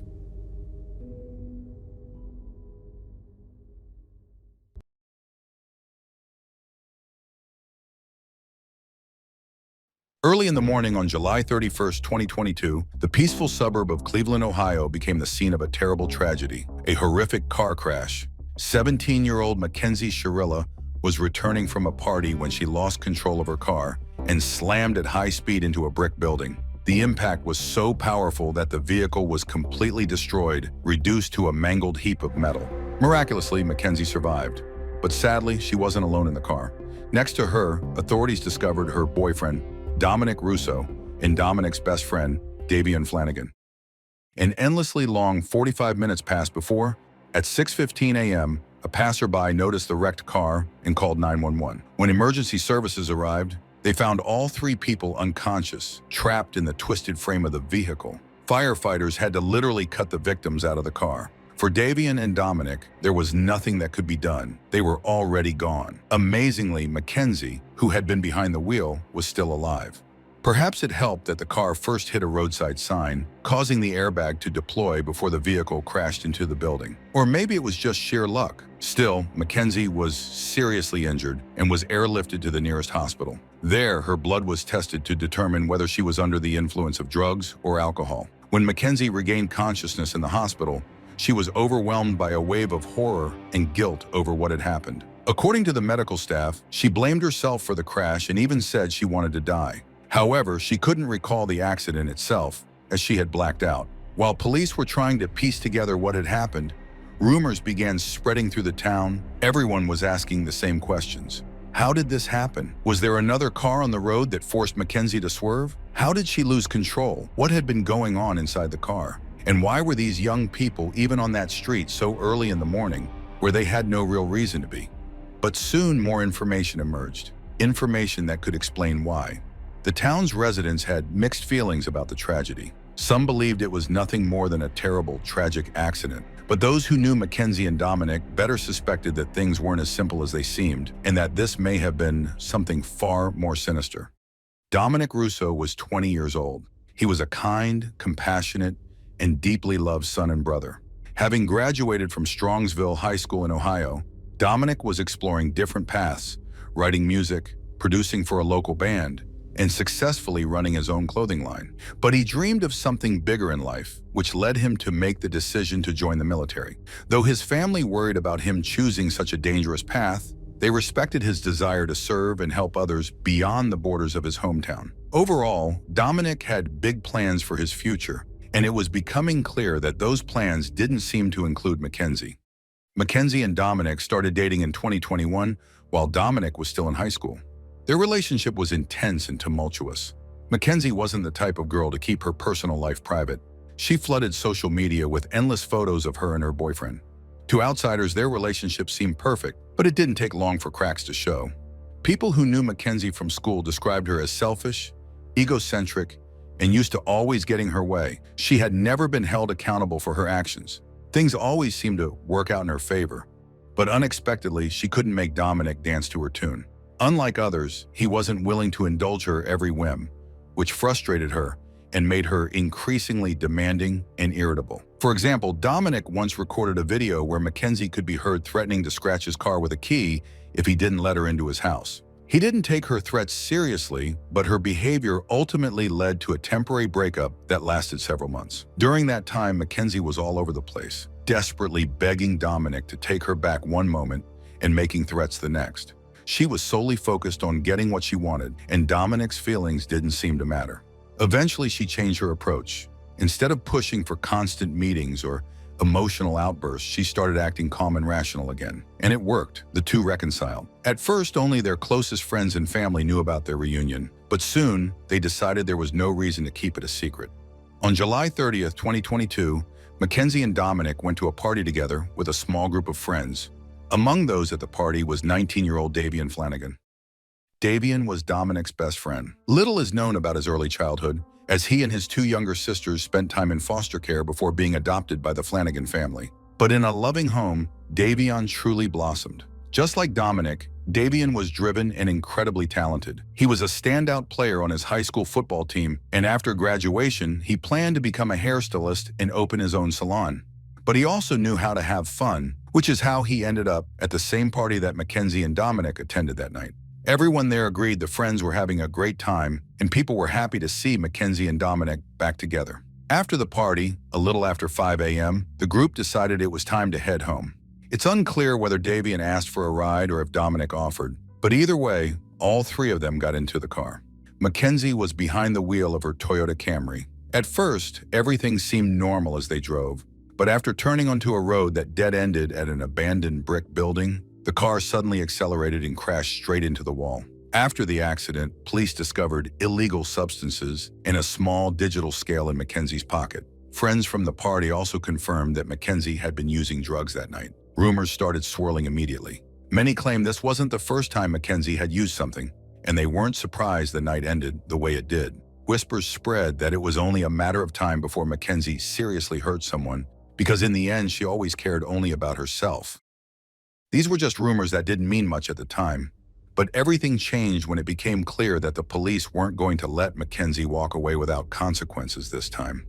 Behind the scenes, investigators had been working tirelessly and uncovered undeniable evidence proving this wasn't just an accident or a crash caused by drug use. It was a cold-blooded, premeditated murder. On November 4th, 2022, Mackenzie was arrested. According to the case files, she faced 18 charges. She was accused of the murders of Davian and Dominic, reckless driving, possession of illegal substances, and several other crimes. Shockingly, it turned out that just a few weeks earlier, on July 19, 2022, Mackenzie had broken into a church and vandalized it. Now she was also facing charges of vandalism. While that may have been the least of her problems, in court, every additional accusation would only work against her. Her bail was set at $500,000, but her family didn't post it, so Mackenzie remained behind bars awaiting trial. Because she was a minor at the time, no details of the case were initially released. However, in March 2023, prosecutors and the judge agreed to try her as an adult, and with that decision, the full case files were made public. On July 19, 2023, nearly a year after the horrific crash, the first preliminary hearing took place. Mackenzie pleaded not guilty. Her bail was extended, but once again, she didn't pay it and remained in jail awaiting trial. During the hearing, it was revealed that the prosecutor offered her a plea deal, reducing the charges to just 3, with murder as the primary charge and the others dropped. But surprisingly, Mackenzie refused the deal, and her lawyer confirmed they were prepared to go to trial. Mackenzie and her defense team also made the strategic decision to waive the jury trial and have her case decided by a judge. Defendants have the right to do this, if they want the verdict to rely solely on the law, not the potential emotions of a jury. This choice also significantly speeds up the trial process. And indeed, the entire trial was over in just 4 days. The trial began on August 7th, just 5 days after Mackenzie's 19th birthday. The main evidence presented by the prosecution were videos captured by surveillance cameras positioned along the route of Mackenzie's car. These videos showed that everything had been done intentionally and the situation was under her control. In one clip, Mackenzie is seen approaching a turn at a regular speed, slowing down, signaling where she was turning, and calmly making the turn. But as soon as she reached the street where the accident happened, she accelerated to 160 kilometers per hour and literally crashed into a brick building. Specialists examined the electronics in her car and found that she didn't even try to brake, making no attempt to slow the vehicle down. When they pulled her out of the car, her fluffy pink Prada sandal was pressed into the gas pedal. Apparently, she took the title of the film, The Devil Wears Prada, as a literal instruction for action. The defense, of course, insisted that this was a tragic accident, not a deliberate crime. The issue was that a second before the tragedy, someone sharply turned the steering wheel to the right. Mackenzie's lawyer built his defense on the idea that one of the guys might have realized the girl was in distress, lost consciousness, and tried to avoid the accident. Or maybe she herself tried to regain control of the car. Furthermore, it was dark, and she might not have seen that she was turning straight into a wall. In any case, this only suggests that it was an unfortunate accident. But the prosecution had more tricks up its sleeve. The prosecutor spoke about the events leading up to the accident. Mackenzie had managed to rekindle her relationship with Dominic, but for the vengeful girl, this was no longer enough. Refusing to obediently do everything she wanted, he signed his own death sentence. Mackenzie was determined to ensure that Dominic would never be able to leave her again. The lawyer insisted that witnesses at the party hadn't noticed any arguments between the young people. But this only served as evidence that the girl had been planning everything for a long time. As shown by the analysis of her phone, 3 days before the accident, Mackenzie had been near that brick building. But this was a business district with only company offices to which the girl had no connection, and she lived quite far from there. So what was she doing there? She was scouting and devising a plan. She chose the perfect time when the whole city was asleep, a road that no one would be on at that hour and would not interfere with her speeding up the car, and a spot for the accident where they wouldn't be found for a while after the crash, meaning no one would have a chance to survive. Of course, the main target of the murder was her boyfriend, Dominic, and Damien just wanted to be dropped off at home. Nothing more, but he became another victim because Mackenzie had no intention of changing her plans. Clearly, she was ready to die herself, but she survived. Her lawyer argued that she never had such thoughts, but when she woke up in the hospital after the accident, medics heard her confess her desire to die. Other witnesses also testified at the trial, hearing Mackenzie's threats directed at her boyfriend, and since he initially laughed off her threats, they became more specific. One witness recalled that, in a fit of rage, the girl shouted at her boyfriend, "Dominic, I'm going to crash this car." This scared the boy so much that he called a friend and asked him to drive him, just so he wouldn't have to be in the car with Mackenzie. And 2 weeks later, Mackenzie did indeed crash the car, with Dominic inside. Could this really be considered a coincidence? Of course, during the trial, the families of the victims testified about the pain they felt from the loss of Davion and Dominic. Dominic's mother shared that when she found out about her son and Davion's deaths, and that Mackenzie had been taken to the hospital, she called Mackenzie's mother, Natalie. The first thing she said was, "Don't believe everything they write on social media." The woman was shocked. Her son had died. His friend had died. She called to inquire about her daughter's health, but all that mattered to Natalie were some posts on social media. Natalie Chiarello also spoke on behalf of Mackenzie. The woman, somewhat insincerely, apologized to the victims' families, after which she began to dispute everything the prosecution had said about her daughter. The judge interrupted her, saying that she was only talking about Mackenzie but hadn't said a word about the other victims, to which Natalie awkwardly began explaining that Davion was a new friend of her daughter. The judge immediately asked, "And does that make his death any less significant?" It seems that the mother's testimony only worsened her daughter's situation because, according to many, her behavior was yet another example of how she always excused and shielded her daughter's bad behavior. And it was precisely because of the permissiveness in Mackenzie's family that she grew up to be so selfish. The girl was rude to many people and behaved arrogantly, and if her social media hadn't been hidden, people would have seen the real her. Of course, she insisted that it had been an unfortunate accident and had her own version of what happened.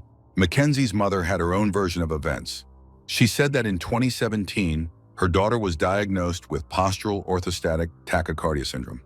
Many people are familiar with the feeling of standing up too quickly after sitting for a long time, when your vision dims, your heart rate increases slightly, and you feel a bit weak. People suffering from this syndrome experience something similar, only more frequently and intensely. They can suffer from dizziness and sudden loss of consciousness. According to her mother, her daughter lost consciousness just before the accident. However, she didn't present any medical documents to support this. Moreover, when the girl was just getting her driver's license, she denied any medical conditions, and her mother signed a statement confirming this. After the accident, Mackenzie renewed her driver's license and once again denied having any medical conditions.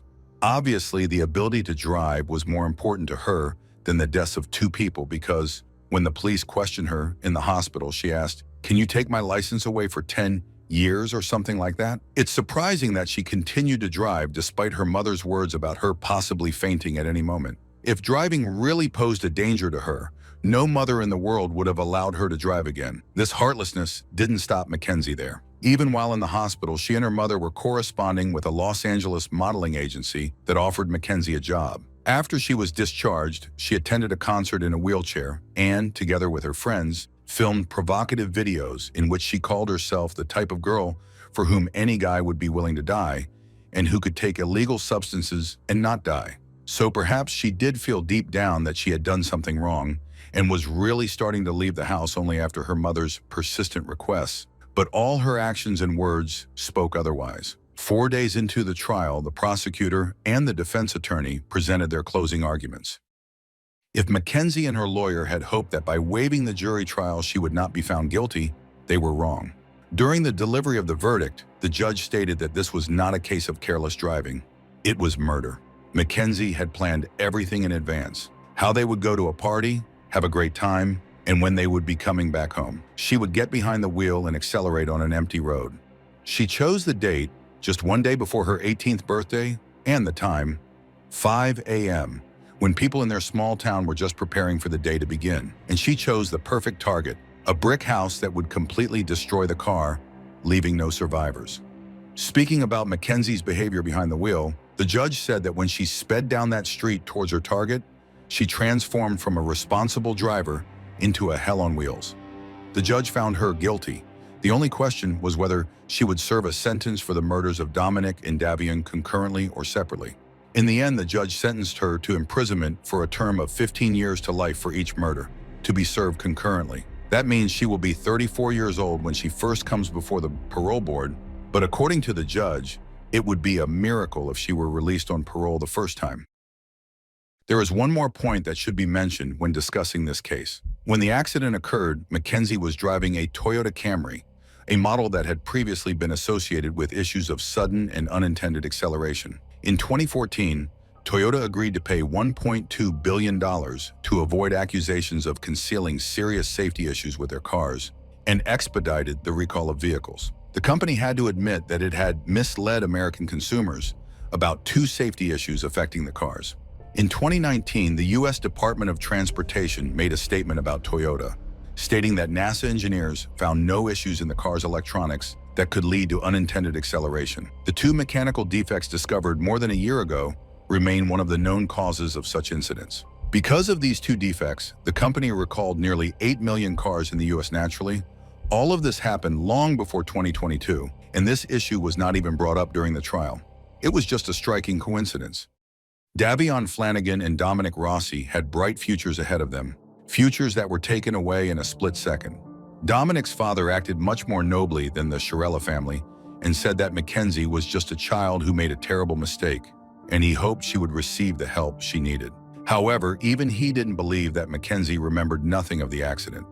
For now, they can only wonder what happened in those last seconds in the car. Did they scream when they realized what Mackenzie was about to do? Did they try to stop her or beg for mercy?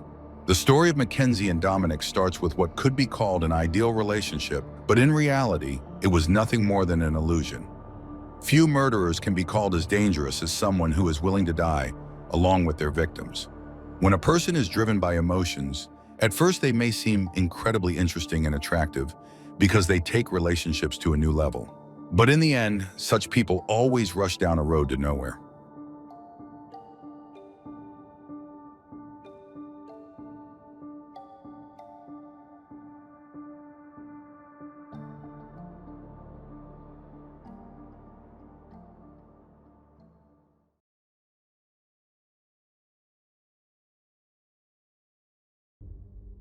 Gingin is an unremarkable little Australian town with a population of around 1,000 people.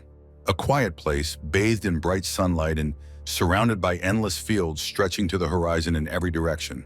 Gingin has just one main street, lined with a handful of shops. There's a gas station, a couple of pubs, of course, and not much else. Entertainment in the town is virtually non-existent, leaving teenagers with few opportunities to have fun. The nearest big city isn't exactly close, so life here can feel uneventful and lonely.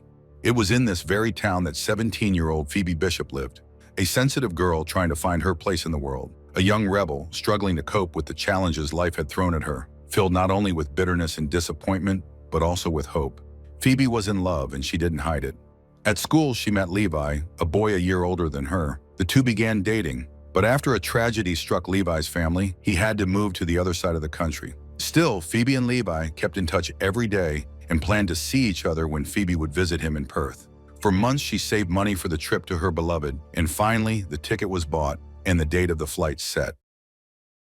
At last, the long-awaited May 15th, 2025 arrived, the day Phoebe was supposed to leave for Perth. Her neighbors, Tanika and Jason, helped her load her things into the car, and together with Jason's dog, they drove her to Bundaberg Airport. At 8:30 in the morning, just minutes before she was due to board, Phoebe called Levi, and after that, she vanished. The girl seemed to have disappeared into thin air. She never boarded the plane. When, hours later, Levi was waiting for her in Perth and she never showed up, the heartbroken young man rushed to blame himself, thinking she had changed her mind about coming. Phoebe's phone didn't answer because, as it turned out, it had been switched off right after that call at 8:30 in the morning. She hadn't used her bank account since May 14th. The next day, Phoebe was officially declared missing, and her mother, Kylie Jensen, made a public appeal, begging for help in finding her daughter. Kylie was certain Phoebe would never have run away from home, despite the fact that the family situation was far from ideal for a teenage girl. Just before her disappearance, Phoebe made an intriguing social media post. It was a theoretical conversation she imagined having with her younger self. For a time, this was a popular trend where people would ask, "What wise words would I give to my younger self if I had the chance?" Phoebe's post turned out to be a revelation, shedding light on her life in the final days before she vanished. She wrote, "I met a younger version of myself when I walked into a cafe to have a coffee. She was dressed in baggy, boyish clothes, her hair loose and covered in piercings. I was dressed more femininely, long trousers and a not-too-short blouse. My hair was tied back in a bun, and I only had one piercing left." She sat down, glaring at every cafe customer with a destructive look. She ordered an iced coffee. When I came in, I greeted everyone with a smile, and they smiled back. I quietly sat down and smiled at her before ordering myself some water. She didn't say anything. She could hardly look me in the eyes. Her answers were short, her patience stretched thin. She flared up instantly. I asked, "Are you okay?" She answered, "Like you really care?" I said, "I am you." She looked at me carefully, then burst into tears, quickly jumped across the table, and fell into my arms. She looked me in the eyes and I could see she had so many questions. I hurried to tell her it was okay to ask questions. That's how you get answers. A tear rolled down her cheek. She smiled and asked me, "Are Mom and I on good terms? Did I finally make her proud?" I answered, "She will never be proud.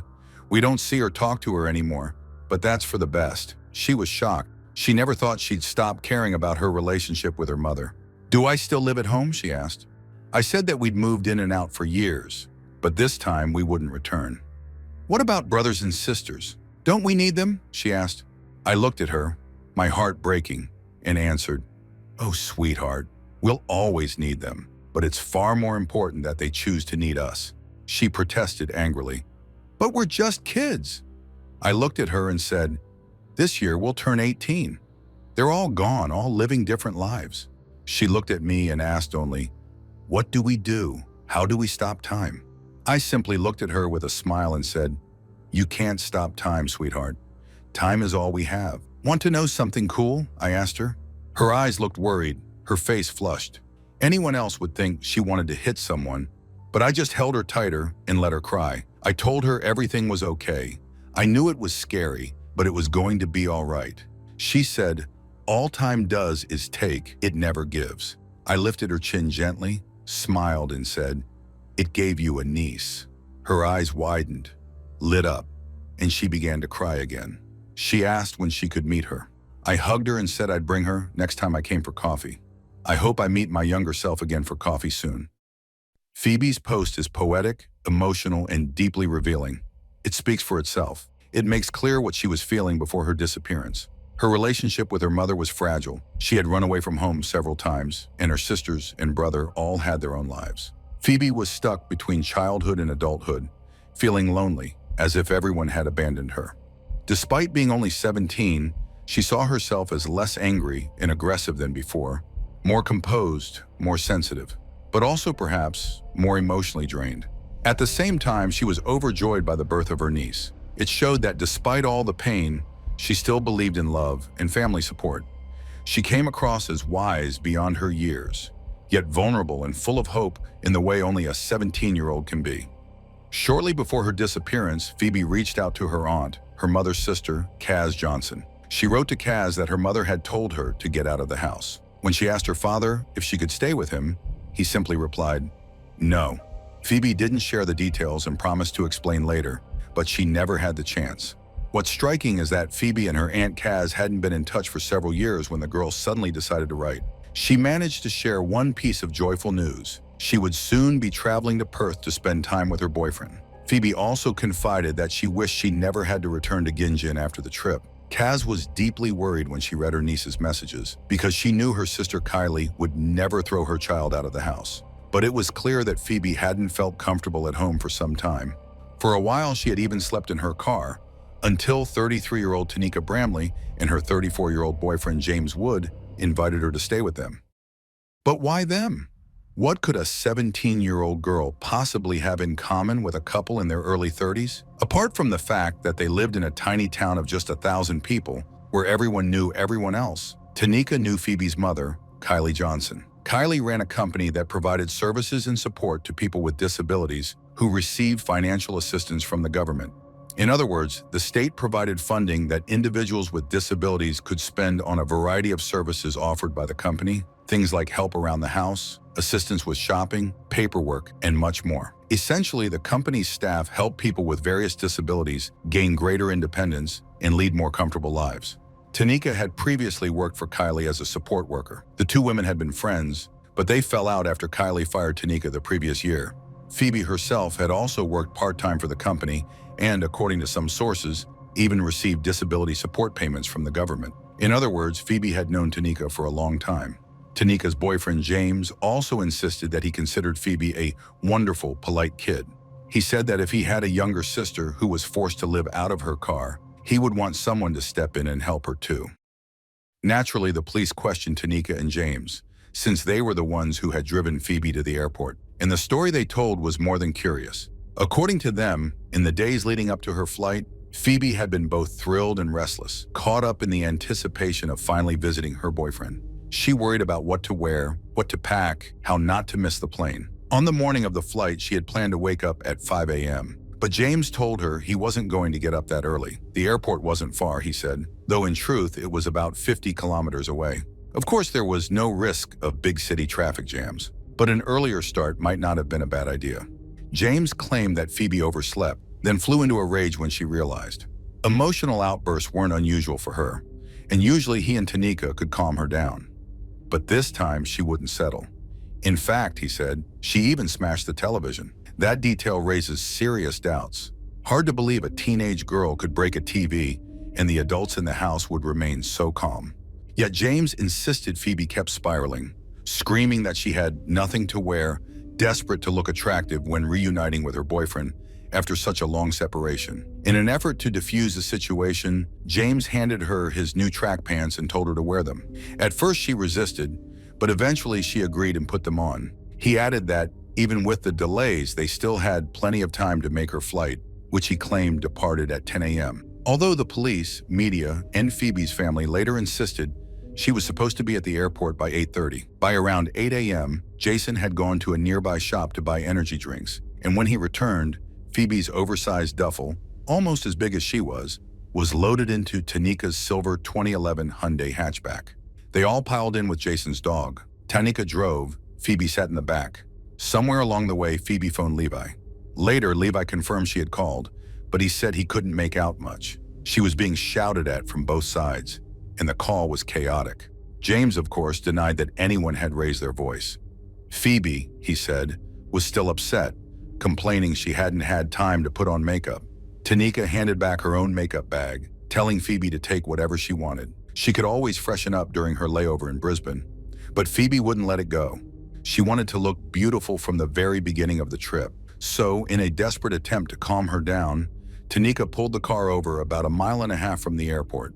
She and James got out, leaving Phoebe alone in the car with her luggage, to give her a few minutes to cool off. Just imagine, Phoebe was already running late. She had been running late ever since Jason casually stopped for energy drinks at 8 a.m. And now, instead of rushing to check in, the two adults thought the best idea was to abandon a distressed teenager on the side of the road. They walked for 5, maybe 8 minutes.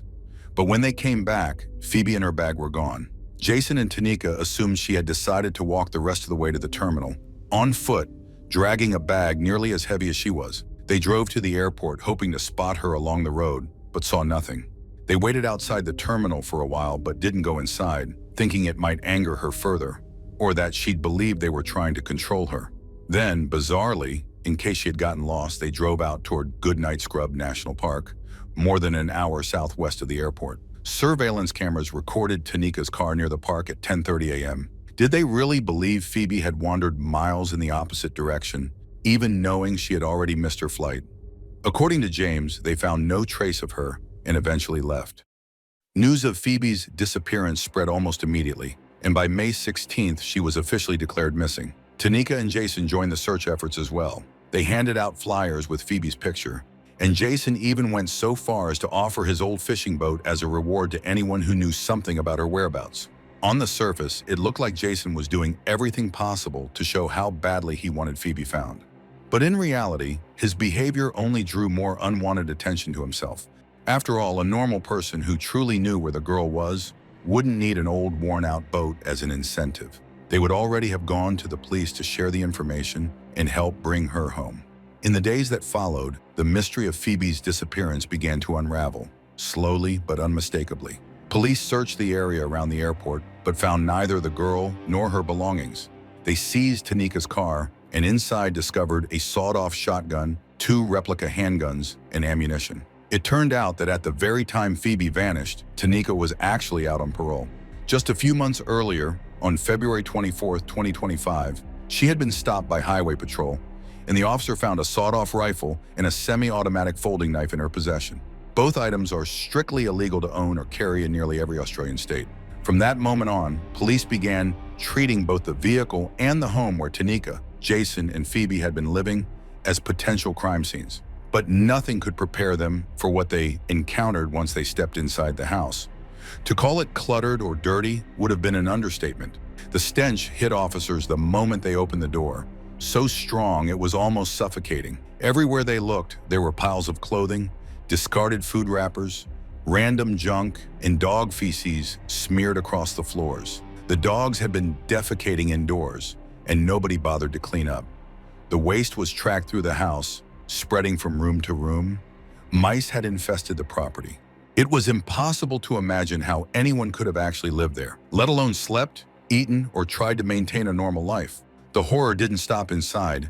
In the yard, officers found the decomposing bodies of 4 dogs. They had died of natural causes, but had simply been left there, unburied, their stench adding to the sickening atmosphere. The scene was completed by an old rusted-out bus parked near the house, Jason's failed project, which he had been trying in vain to sell.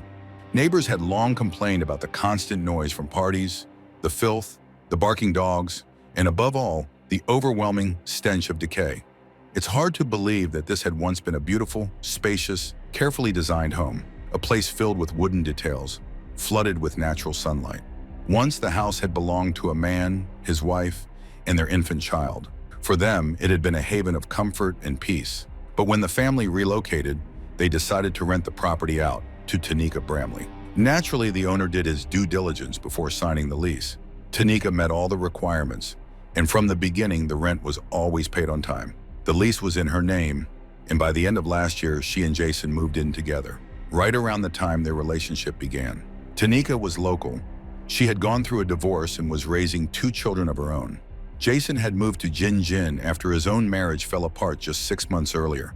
And yet, in less than half a year, the couple managed to transform what had once been a warm, welcoming home into something closer to a landfill. Now the owner would be left with the costly task of cleaning and restoring the property before it could ever be rented again.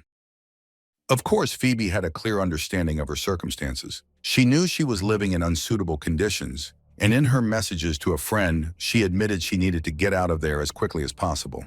But after her falling out with her mother and her father's blunt refusal to let her stay with him, Phoebe had very few options left. Still, inside the house, her own room stood out. It was the cleanest space, her belongings neatly arranged, as if she fully intended to return soon.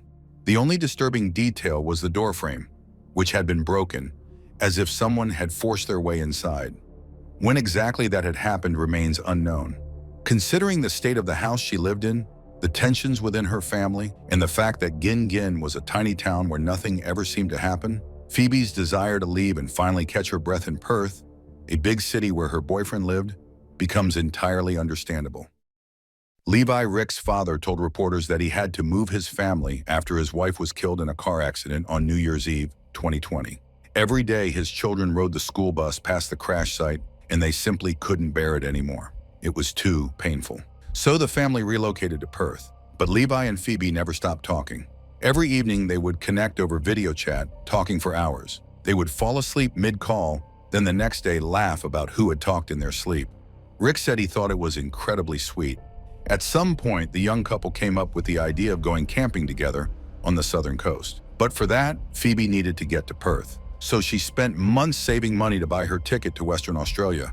Levi, wanting to support her dream of becoming a photographer, bought her a Canon camera worth $1,000. When Phoebe never stepped off the plane in Perth, Levi immediately blamed himself, thinking she had changed her mind. But the truth was far darker. She had never given up on coming to him. The police searched the national park, near which a surveillance camera had captured Tanika's car on the day Phoebe disappeared.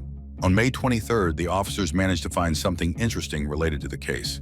They did not disclose what exactly was discovered, but after that, they began to search the park area even more thoroughly.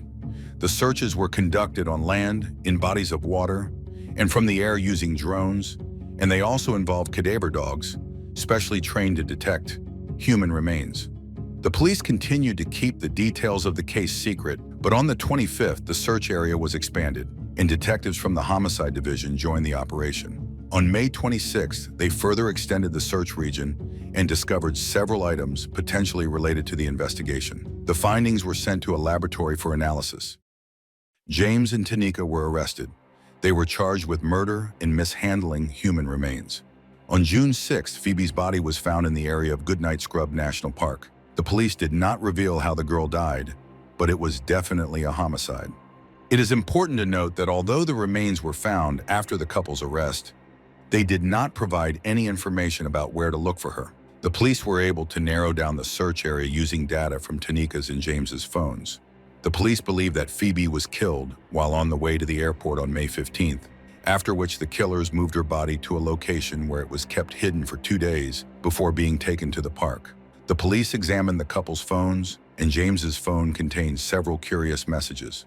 First, he wrote to a friend who was worried about the search for the girl that Phoebe was a thief.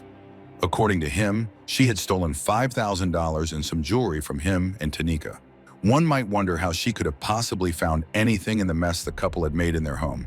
In any case, the issue of the money will be clarified in court, but most likely James was just lying to explain why Phoebe had not used her bank account since May 14th.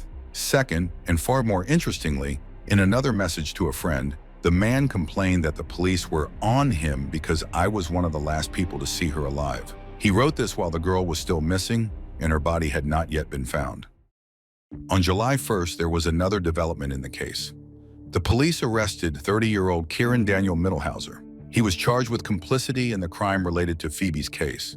Authorities emphasized that he became an accomplice after the crime had been committed. Kieran used Phoebe's phone to interfere with the police investigation.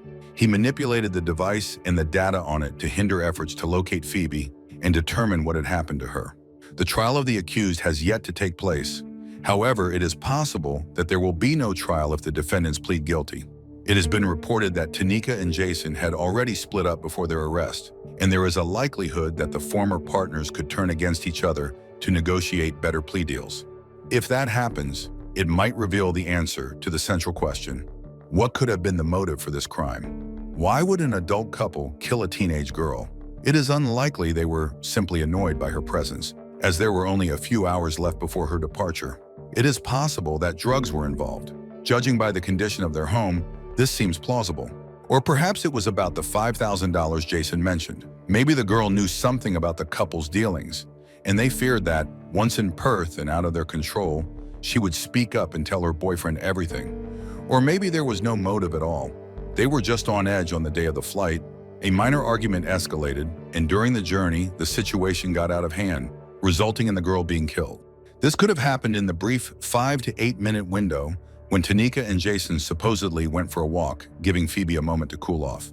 In any case, Jason probably did not mention the broken television casually.